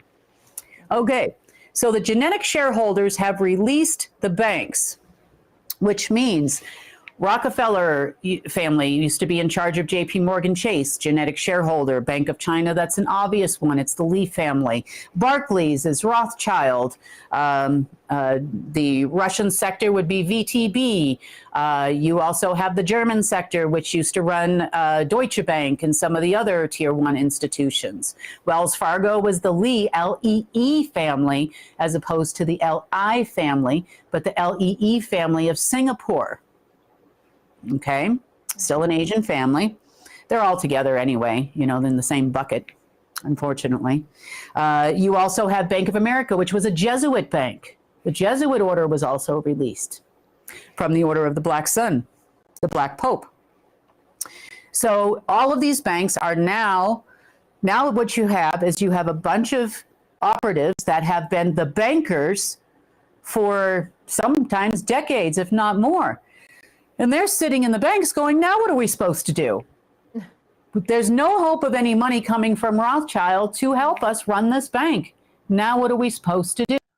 Okay, so that was just kind of a quick little summary of what actually happened. They released the assets, meaning that they dropped all the banks. Now, here's the thing. When you have an owner or a controller, like the Rothschilds have been to all of the banks, they don't want to go back, right? They want to start looking for funding to recover for themselves. But here's the thing, it's not going to be there. So then when the Rothschilds roll in a couple of months and say, hey, we have these CBDCs, the American dollar tanked. I mean, what does this look like for banks across the country? What does this look like? Are we going to go to the bank and try to pull out money and you're going to have a zero balance, or you're not going to be able to access your money? Because there is a lot of people predicting that in the next 2-3 weeks, we could see some serious fallout in the United States of this. And nobody's talking about it. Nobody's fucking talking about it. Nobody even understands what's happening or that it's going on. And so when they come back in a couple of months with, hey, we got the CBDs, we'll front you so much money CBD wise, you can loan it out, you can pay your bills with it, you can do whatever, but we're switching over to CBD currency and we're leaving a paper dollar currency. We've been talking about it. Whitney's been talking about it. Brave New Future, Amber King's been talking about it for fucking years. And here's the thing. She just listed all those banks. Did she say the Russian bank is not involved? Fuck no. Did she say the Chinese banks are not involved? Fuck no. They're all involved because they all go to the same overlord, the sect of the Black Sun, right? When you understand the pyramid and who's at the top of the pyramid and how everybody below that pyramid looks up and answers to them, that's what's coming. That is what's coming. So, hey, I could be a crazy conspiracy theorist, or I could be warning you that something really bad's going to happen in the next couple of weeks. I don't know. I guess time will tell, right? Fact, there is a Rothschild Island in Antarctica. Did you guys know this? I think I probably knew this, but I just filed it in my whatever file. So, yeah. But what's even weirder is the islands that are around it in Antarctica are named Coronation, Omicron, and Delta. Not like they had that planned out. What the hell do the Rothschilds need a fucking island in Antarctica for? They say it's got tunnels on it too. So, you know, we're all looking at Epstein's Island, but let's look at the Rothschild Island. So just so you know, I want to tell you who that woman was that just gave you all that information, because I'm always interested if somebody's giving me information like that, do they know what the fuck they're talking about? Well, obviously she knows what she's talking about. Her name is Kimberly Gorgon. And the woman is in charge of the financial system and the Alpha computer system, which runs just about everything. She explains how things work on United Network News, which you can find on YouTube and BitChute. Incredible information. She can get a little out there from the few clips I've watched of hers or a few things. But I did find that information credible because she was the only one talking about it. There's nobody else out there that I could come across, and I checked BitChute and I checked Rumble for anybody talking about the fact that the Rothschilds just dropped all the fucking banks globally. Nobody's talking about it. Like, it's mind-numbing that nobody's talking about it, even with the alternative independent media that we have out there. It's just on nobody's fucking radar. But remember, Julian Assange told us this a long goddamn time ago. Here he is to remind you. Because the goal is not to completely subjugate Afghanistan. The goal is to use Afghanistan to wash money out of the tax bases of the United States, out of the tax bases of European countries, through Afghanistan, and back into the hands of a transnational security elite. That is the goal, i.e. the goal is to have an endless war, not a successful war. An endless war, not a successful war. And the goal is to siphon all that money back into the hands of the global elite. And we know it. We absolutely know it. Here's Rogan bringing up the Epstein Island, the Rothschild Island. Let's check it out. So Prince Charles, heir to the British throne, getting poked in the chest by Evelyn D. Rothschild. Yeah, that's how much power this family has. And I've been telling you guys this for like almost 5 years now. Everyone knows about Epstein's Island, but have you heard about Rothschild's Island? They bought an island right in Antarctica. Their island is completely censored out on Google Maps and you can't see anything. So why do they need an island in Antarctica? Why? Why do they need an island? Joe Rogan just inked that big deal with Spotify. Makes you wonder. It makes you wonder, right? So the prince has got cancer. Yeah, I don't know if they've actually said what kind of cancer he has because I haven't been able to find it anywhere. Honestly, I haven't really looked that hard. But I know at the end of the article, the main message in the article that they dropped that said Charles has cancer was 1 out of 2 will now get cancer in the world. That's what that article said. The one that dropped it saying he had cancer said 1 out of 2 people. So 50% of us are going to get fucking cancer. That's where we're at now. It has nothing to do with that boom boom.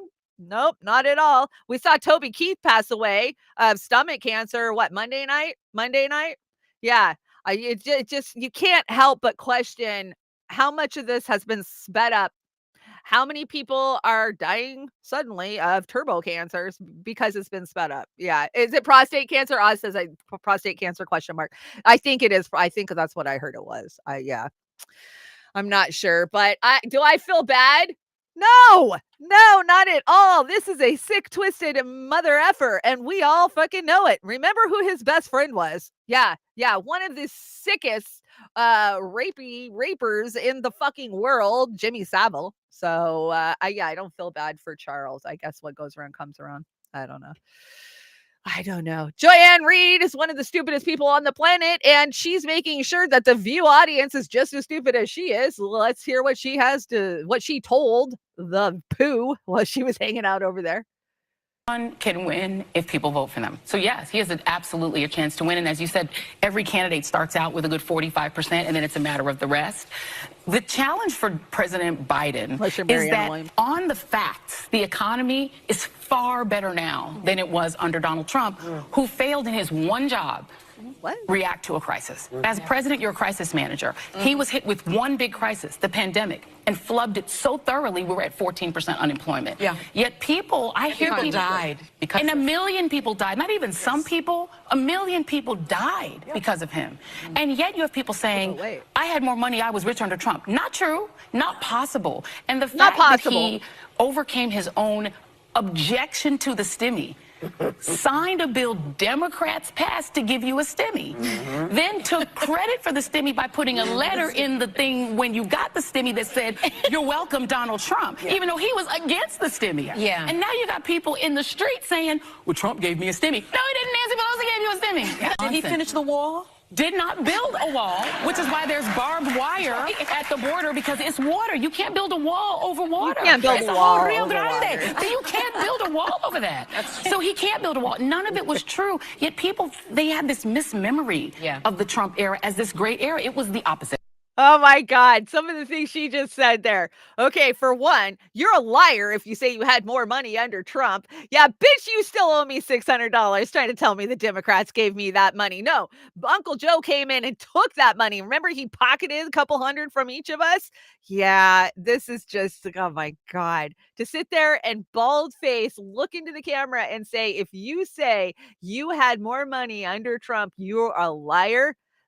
No. Every single one of us can say we had more money under Trump. We were paying outrageous food prices. Oh, but that's a direct result of Trump and his bad policy during COVID. I'm telling you. Doesn't have anything to do with all of these fucked up wars that Biden's taken us into in the last 4 years. No, pro se. Yeah, the stupidity hurts with this one, right? But the shit libs just love her. They eat her up.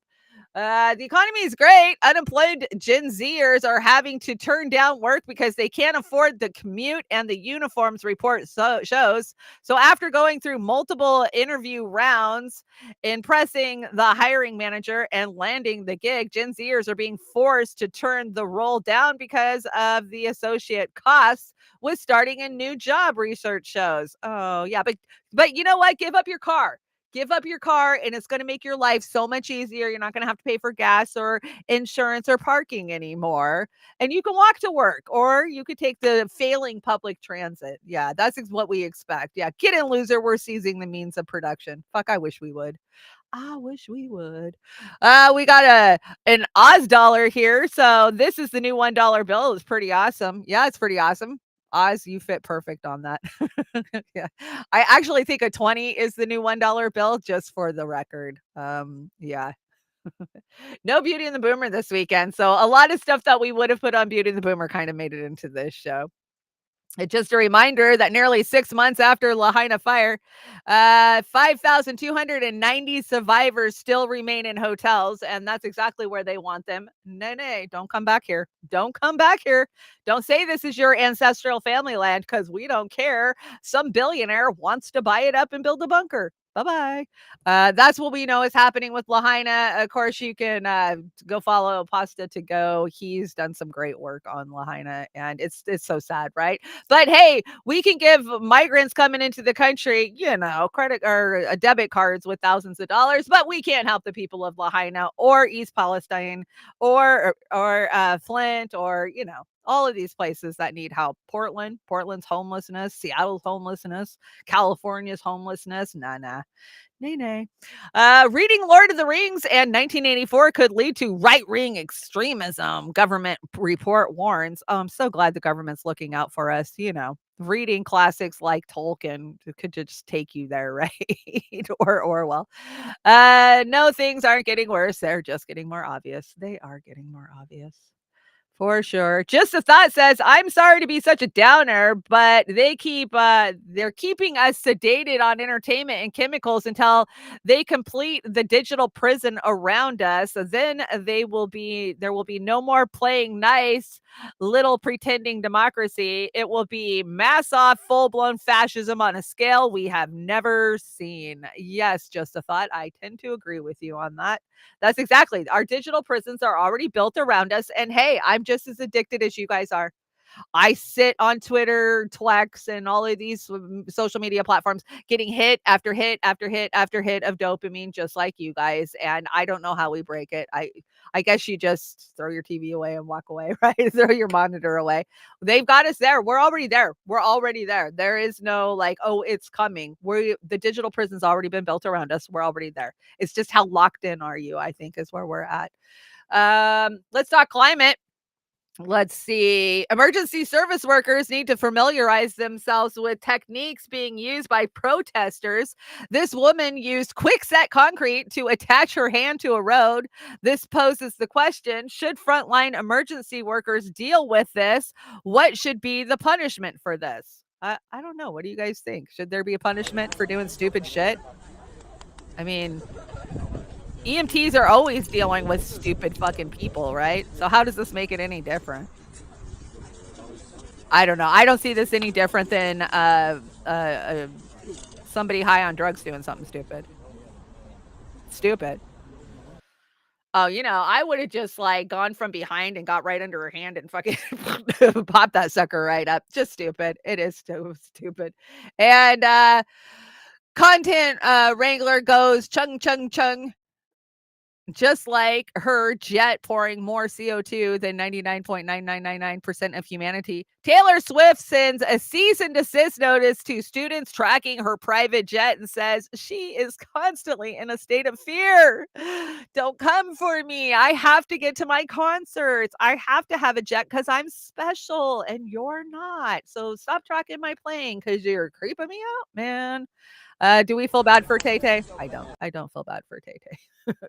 That comes with the territory, honey. You wanted to be a megastar, and when you're a megastar, everybody's looking what you're doing, including where your jet's flying. So get over it. Scientists creates liquid trees, a tank full of water and algae that could be an alternative to trees in urban areas. And I'm a high and this is good says, can I ask a stupid question? What's wrong with trees? Why can't we just use trees instead of these rollout tanks full of microalgae? I don't know. We live in an upside down world. Another celebrity on their way to tell me I need to drink from a paper straw to save the environment. Exactly. Oh, the hypocrisy knows no bounds.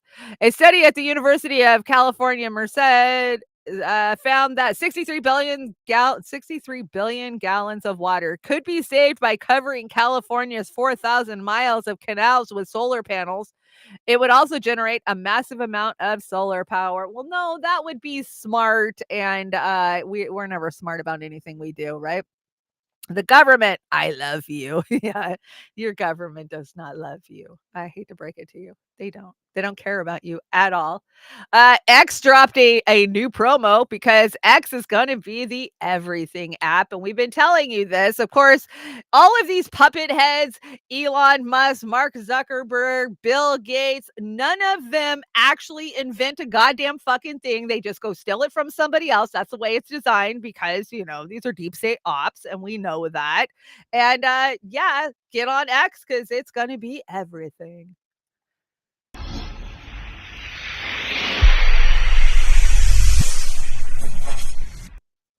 If I was Sony, I'd file a lawsuit. That kind of reminds me of the Sony PlayStation. Bing, right? He just needs a bing on it. We knew this. Elon's been saying it for a long fucking time that it was going to be modeled after the WeChat that they use in China, the everything app. And yes, it will be tracking you and it will know everything that you're thinking, doing, seeing, interacting with. It's the everything app. Of course it will.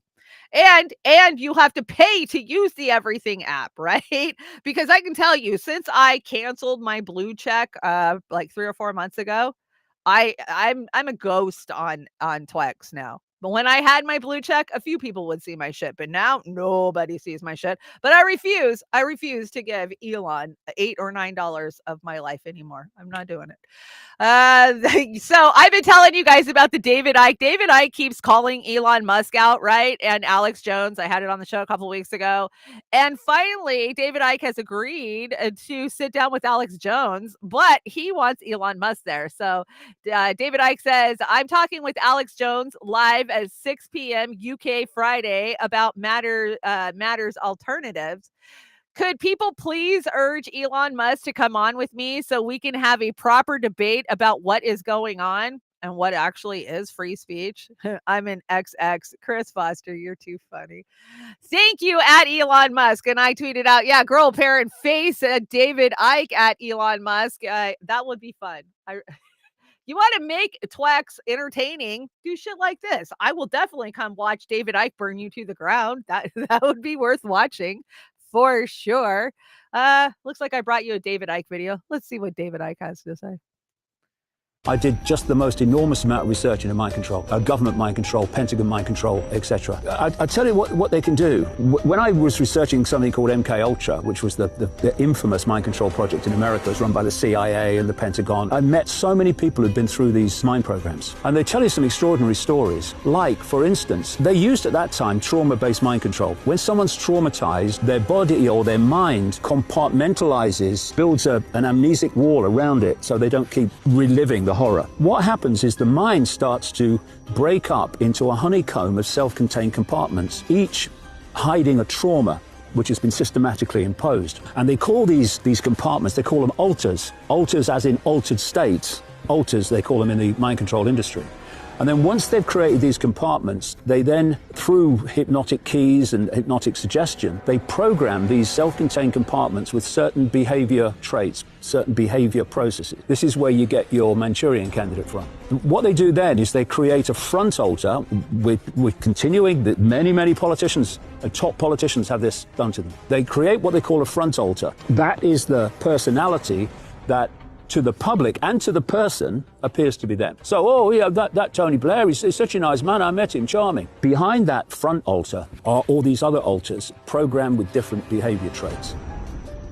Oh, I think Anthony Blinken has definitely been MK Ultra'd, right? His really nice, sweet guy, that's his front altar. I absolutely believe that. All these politicians, you could say that about Newsom, you could say that about Obama. I think we just have a bunch of fucking Manchurian candidates running around the halls of Congress. Exactly. And, Hollywood definitely is that way. Many have been calling it out for years, including Roseanne Barr. She is hell-bent that there is MK Ultra fucking programming going on in Hollywood. And Eyes Wide Shut kind of told us the truth about that, right? So, David Icke, you keep hitting on what you're hitting on. And not that I agree with David Icke on everything. I don't know shit about lizard people. But do I think that he's crazy for saying that? No, I've heard crazier shit, like the shit that the mainstream media and our politicians try to sell us. That shit's crazier. What do they want? What they want you to be? Let's see.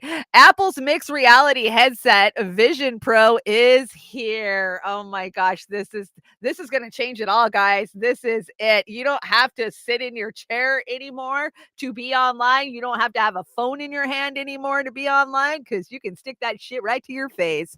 Check it out. This is what it looks like in real time. So this is the Apple Vision Pro, of course, which dropped, I want to say, last week. Way more laid back than I did when I was my younger self. I don't want to get a copyright. Come on. How do I show this? Think to me about assumptions, but they were educated guesses. Oh, go out of my way. Keys, spinning your buck, trying to see all these sides. Your heart's been tangled in barbed wires. You can hand it to me.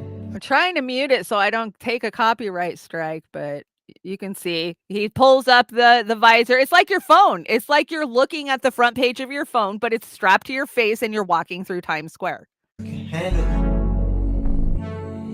I hide out with you and don't face it, then it'll come back round. See? Respect for me. Okay, I'm probably going to take a hit for that, but whatever. I just saw we took a hit for something that we ran in the middle of last summer this morning. Like YouTube, you take a while. So this is what it looks like to the average person who doesn't have this shit strapped to their face and they see you walking down the street with it strapped to your face. Look at how crazy this is.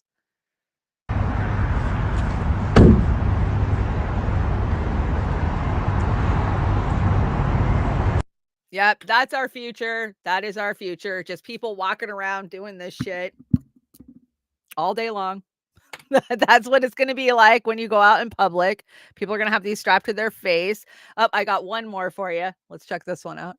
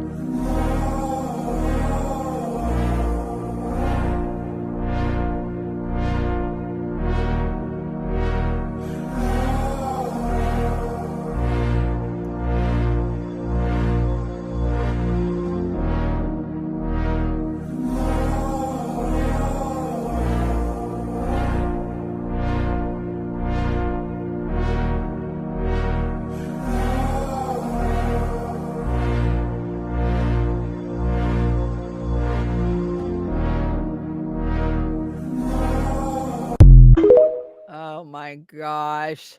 There's so many things wrong with this. So I wonder how long it's going to take before we see a bunch of lawsuits against Apple for people who fell down fucking stairs and in potholes. And, because if I put my glasses on with my bifocals and I try to go downstairs, I'm going to trip and fall because I don't see, my depth perception's off. You can't tell me people's depth perceptions are not going to be off. They're going to be hit by buses. They're going to be hit by cars because they're going to be too busy on the interwebs. Like, oh, this is a nightmare waiting to happen. And this is a dystopia dystopian future, and you can have it for a mere $3,599. So yeah, pony up almost $4,000 and you can walk around looking like an idiot too. And yeah, none of them had masks on.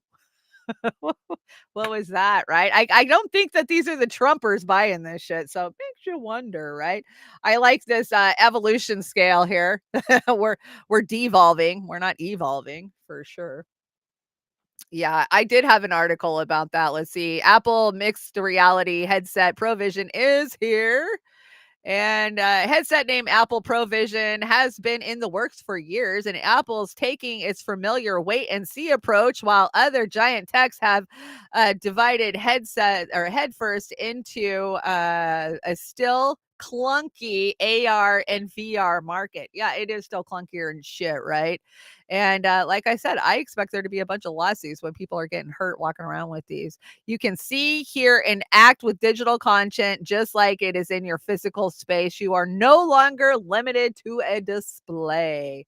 You can relive your most important memories in an entire new way, Cook says. Apple's Provision will introduce a computing similar to the way that an iPhone introduced mobile computing. So what they're saying, this is going to revolutionize what we're doing, like the smartphone revolutionized where we are now, which you can't deny it. It did.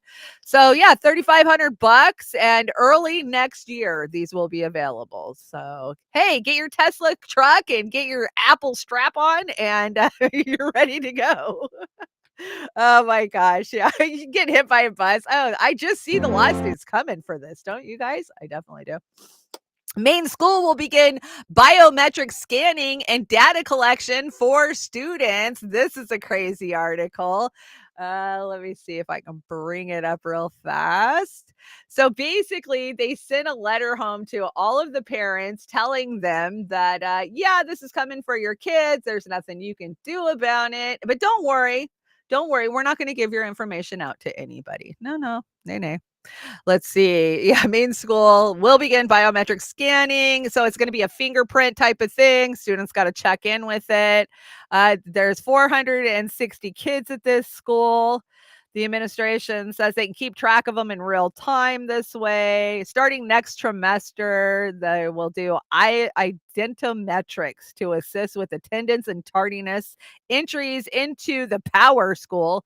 Oh, it's a power school. Let's see. I want to look at the letter that they sent home to the parents. Here it is.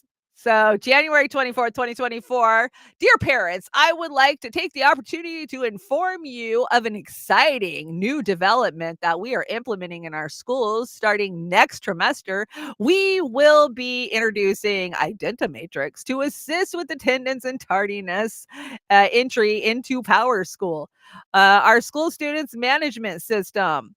We fully understand that this is a new system and may raise some concerns or questions. So we wanted to provide you with the reasons behind our decisions to implement this application.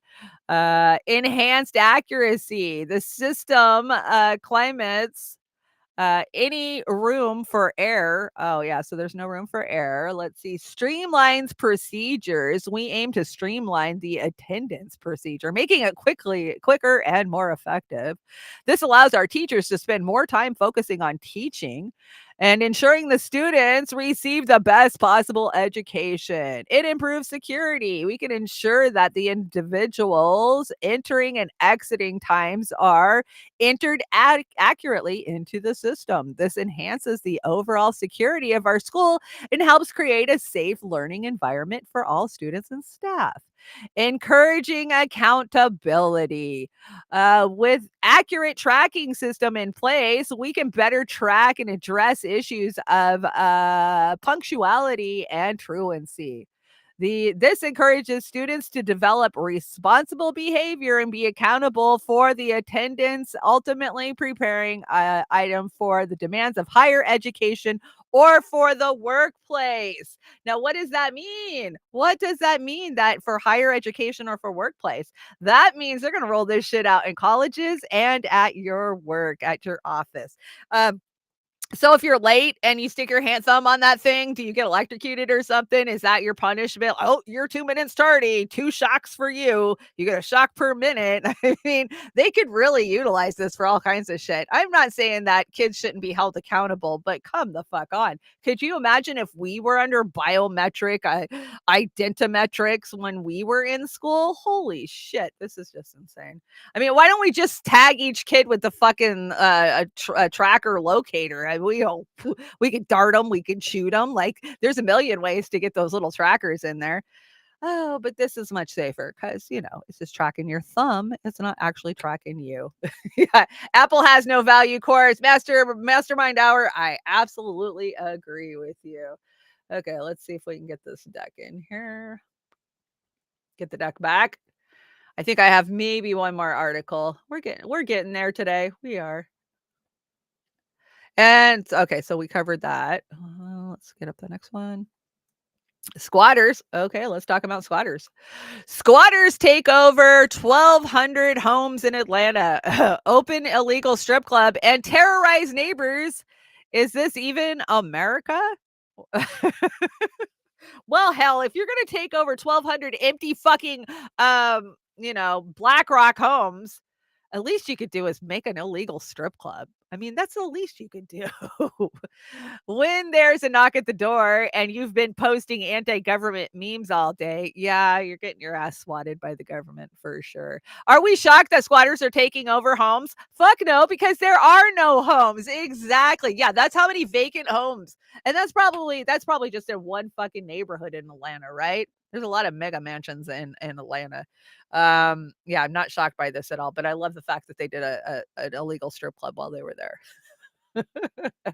Go big or go home. Oh, they are home. Hollywood can go fuck yourself. I think I have one in here, and it's one I've been sitting on since Saturday.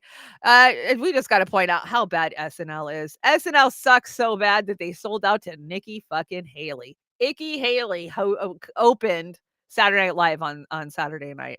Oh, God, they want to be relevant so badly. All right, well, that is a new one on me.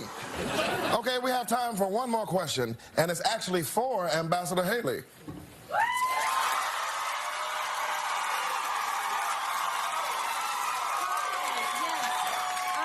I was just curious, what would you say was the main cause of the Civil War? And do you think it starts with an S and ends with a lavery?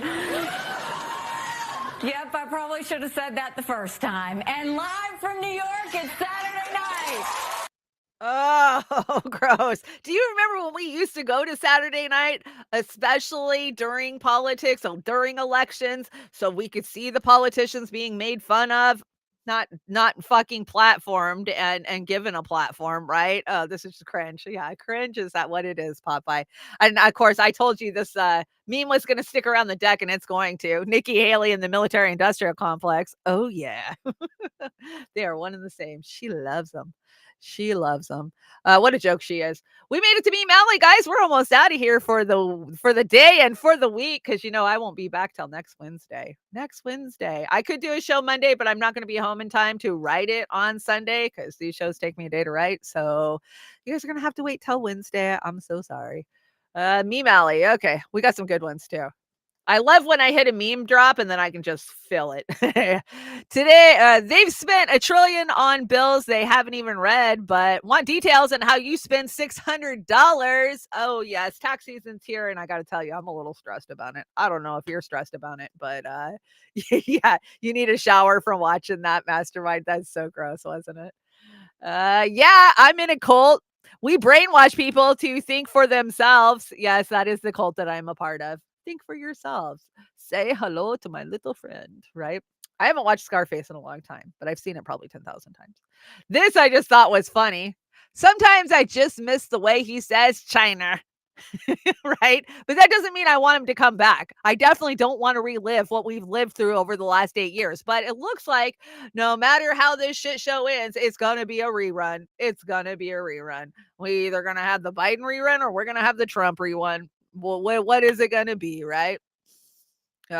We live in crazy times. This is why we have Meme Alley. We are fighting a $1 trillion propaganda machine with memes. And that is why memes are so important. People ask me, why do you bring memes to your show? Because we communicate in memes right now. We are short format people now. If you haven't noticed, in the last 10 years, we have switched to short format everything, and memes are the shortest format you can get. So that is why we do Meme Alley, and keep sharing those memes, right? Some memes burn them to the ground. It could be the simplest of memes, and we get them every time, right? This one I thought was interesting. Pacific Ocean, each C is pronounced differently. Let that one soak in. Yeah. Pacific Ocean. Yeah, every one of those C's is pronounced differently. And why do I relate to this? Because my name is Chanda and it's spelled with the C, and everybody calls me Chanda, depending on what region you live in, right? India gets my name right. People from India always get my name right. It's amazing. And I think it's because of the way they pronounce their C's in their language there. But yeah, for most people, I get called Chanda. Doctor's offices, school, it didn't matter. And so you guys will see on air, people will call me Chanda, and I will not correct them. Why am I not correcting them? Because I'm not the goddamn grammar fucking police, for one. And for two, like I just said, there is many different ways to look at the C sound, right? So I always tell people I am Chanda, like a chandelier, because they tend not to remember. If I just tell them it's Chanda, they think of an S maybe because it's spelled with the C. So got to be aware of those C's when you're pronouncing them, right? But I am not the grammar police. I'm not going to be out there telling anybody how to say my name. They'll figure it out eventually once they get to know me, right? Let's see. Me getting executed in 2030 for misgendering someone's animal. Oh, I hate when I do that. God damn. Yeah, it won't be the first time I was burned at the stake. we have a long-running joke in my family that we come from a long line of women who have been burned at the stake. Probably true. Probably. How do you do, fellow rapper, fellow football fan, fellow Republican, and fellow blue collar worker? Yeah, that's the reality we live in, right? Where Ben Shapiro's a rapper, and Tay-Tay's a football fan, and Icky's a Republican, and Ding Dong there, he's a blue collar worker. That's your reality. And Hillary Rodham Clinton, her essential wisdom is on sale now for 98 cents. Quick, you can get it too. You can get it for 98 cents. Not even the dollar, right? I once saw Van Jones' book, Nothing Burger. No, I'm kidding. I don't think it was called Nothing Burger. But yeah, he was at the dollar store. I was like, fuck, how low do you got to be if you make it to the dollar store? Well, Hillary managed to be lower because she's 98 cents. So that's funny. Too funny. And this one goes out to all of you guys. Internet friendships exist. It works. And it's created bonds that are strong, if not stronger, because they are not people that are judging you by your looks, by your money, by your status. These are people you've met because of their personalities, their likes, their interests, their standpoints, their viewpoints, and the talent that people in their real lives never appreciate. I appreciate you guys. And I do believe that internet communities and friendships can be even stronger than the ones that we hold in personal life because we're not being judged, right? That's why I like that meme. That goes out to all you guys. We have a great community, and I don't know what I would do without you guys. What's up, guys? It's your girl, Pandora. Welcome to my new unboxing video. Okay. Oh, that's too funny. I just finished Lucifer last night. You guys remember Lucifer, the show? It was on Fox for a while, then it got picked up by Netflix. And it was kind of, when you know religion, it kind of mind melts you of like, what the fuck are they trying to say here? Like, I mean, it totally goes against what you're taught in religion, that, you know, Lucifer is terrible and the proprietor of all evil. That show kind of said no. I don't know. It was it was entertaining. I'll say that. It was entertaining. It made me laugh in a couple of spots. But at the end of the day, the message was like, I don't know. Okay, let's talk Julian Assange. I've got lots of Assange news. Let's get started. Of course, Day X is coming February 20th and 21st. You can still call. Please call the Capitol switchboard. Call the Progressive Caucus. Call your elected officials. Tell them that you support House Res 934. and not to extradite Assange. Of course, we know what we saw last week with the Joshua Schultes case, and it doesn't look good for Assange. It is so scary. It drops my heart. It gives me a stomachache every time I think of what they're planning and how they're going to come for Assange. But wait, there's more. So Craig Murray, craigmurray.org says the High Court in London has ruled that people in Scotland, Northern Ireland will not be permitted to log in and witness the crucial public February 21st Assange appeal hearing. They warn to do so will be a contempt of court and possibly up to 2 years in jail. I'm working on an article. Now, he dropped that article. I've got it on the next slide. But speaking against the king, 1500s, 520 years later, London police arresting WikiLeaks founder Julian Assange. Because what? He was speaking out against the machine. And yeah, it's the same equivalent. So Craig Murray did get this article out. It's very interesting. All I have to say is VPN. If you are in one of these areas where they're trying to say that if you log in and watch this, they can come for you, you better log in with a VPN. So at the Assange, this is the starting of this article that he wrote, but you can go over to Craig Murray. I think it's Craig Murray. It's not .org. It's just Craig Murray. And read this article. At the Assange extradition hearing in Woolwich Crown Court, the Old Bailey, the public gallery was limited to 5 or sometimes only 2. So they're only letting 5 or 2 people in.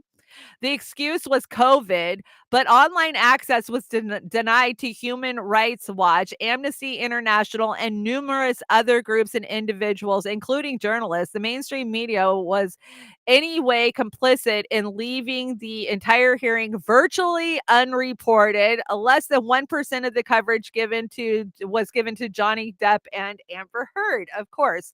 The International Court of Justice met at The Hague to consider Israel's genocide, and the entire procedure was open to anybody in the world with a decent video connection, though an open link and no password.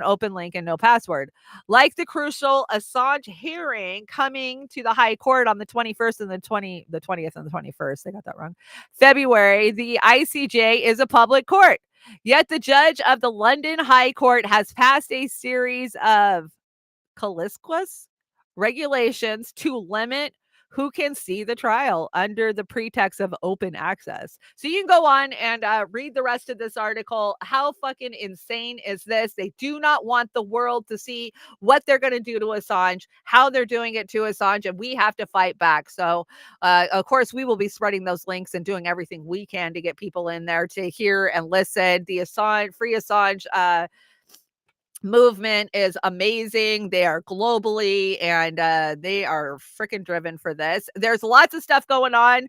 Sadly, I'll bring it to the next show, but there's going to be actions in Seattle. Seattle is going to do a banner drop. Amber sent me the card, but I didn't have time to get on the deck.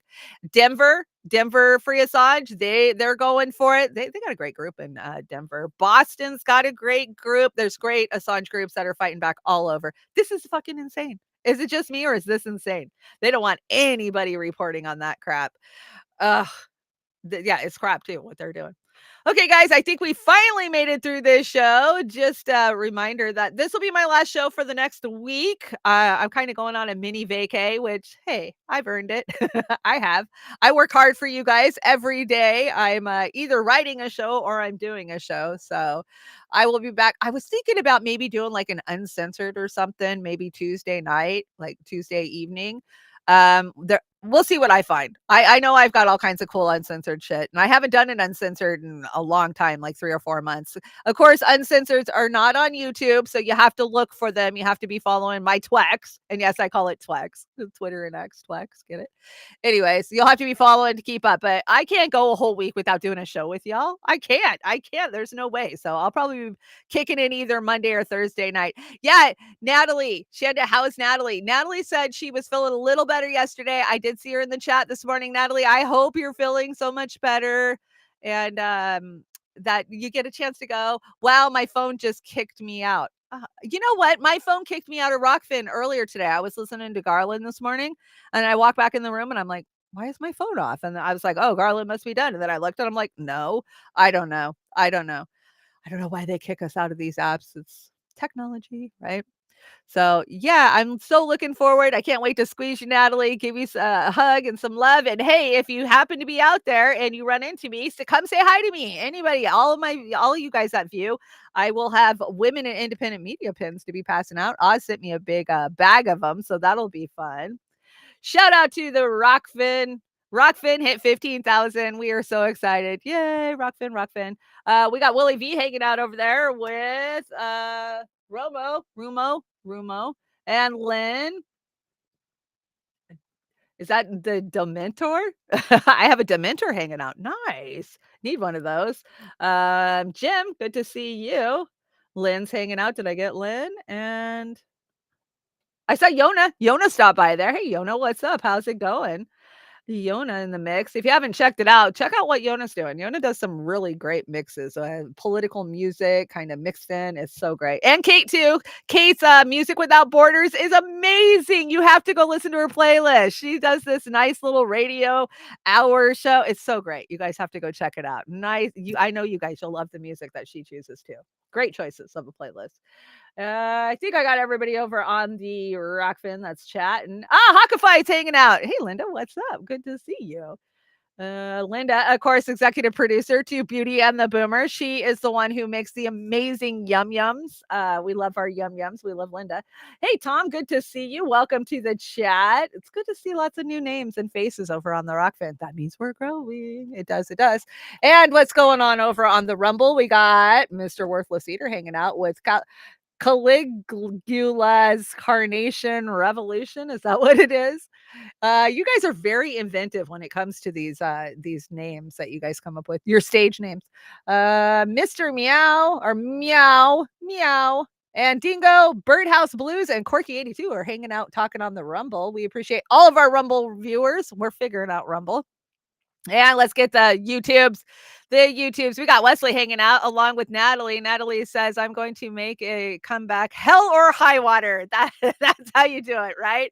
And I ain't scared. I ain't going to be wearing no mask or nothing like that, just so you know. I take my vitamin D every day, and I'm just not going to let fear rule my life. I let fear rule my life in the beginning of COVID. I ain't doing that crap anymore. Popeye, I promise I'm going to find you those band pictures. One of these days, I'm going to pull out my scrapbook and find you the band pictures. I know you're all about the band.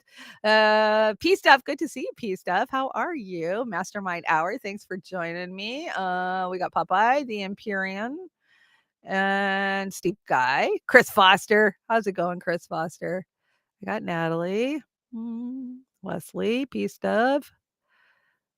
Jilly was here. I know Convo Couch was on earlier, guys. Go watch Convo Couch if you stayed for my show. I appreciate it, but definitely go support them and vice versa. You know, those are our brothers and sisters over at the Convo Couch. Fee and Pasta, much love always out to them.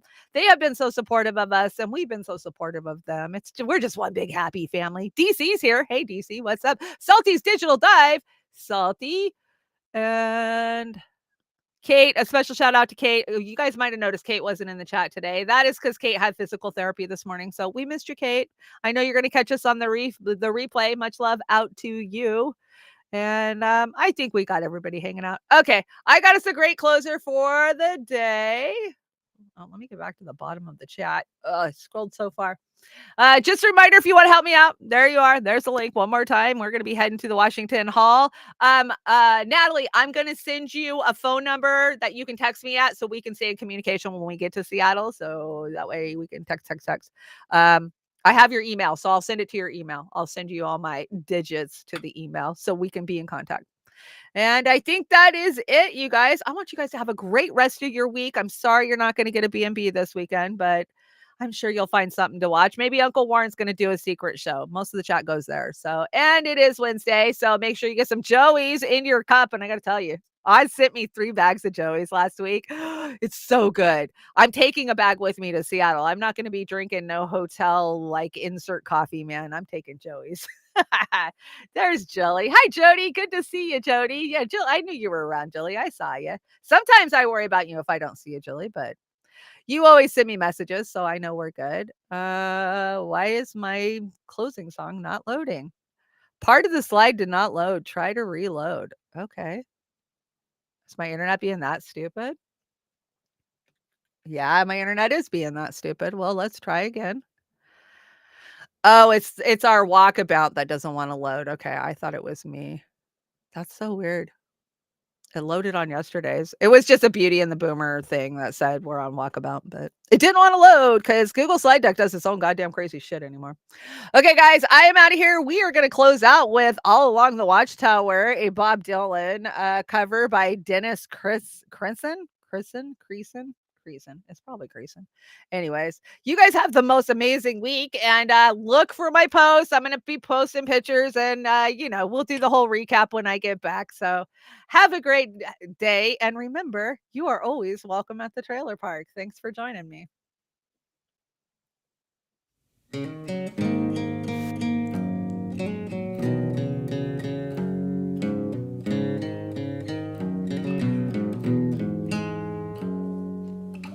There must be some kind of way out of here, said the joker to the thief. There's too much confusion, I can't get no relief. Businessmen, they drink my wine, plowmen dig my earth.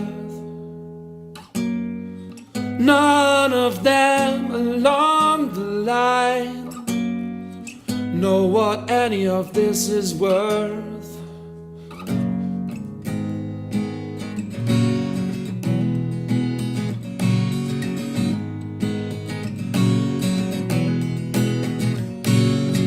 No reason to get excited. The thief, he kindly spoke.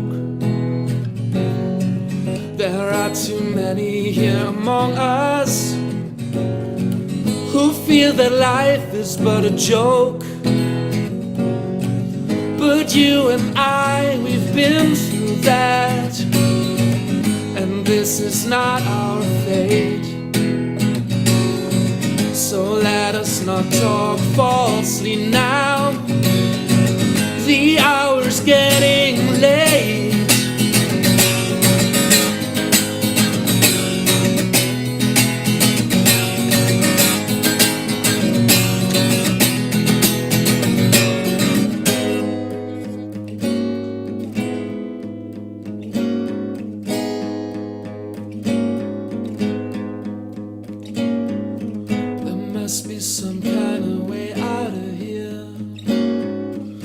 Must be some kind of way out of here. All along the watchtower, princes kept the view, while all the women came and went, and barefoot servants too. Outside in the cold distance, a wild cat did growl. Two riders were approaching.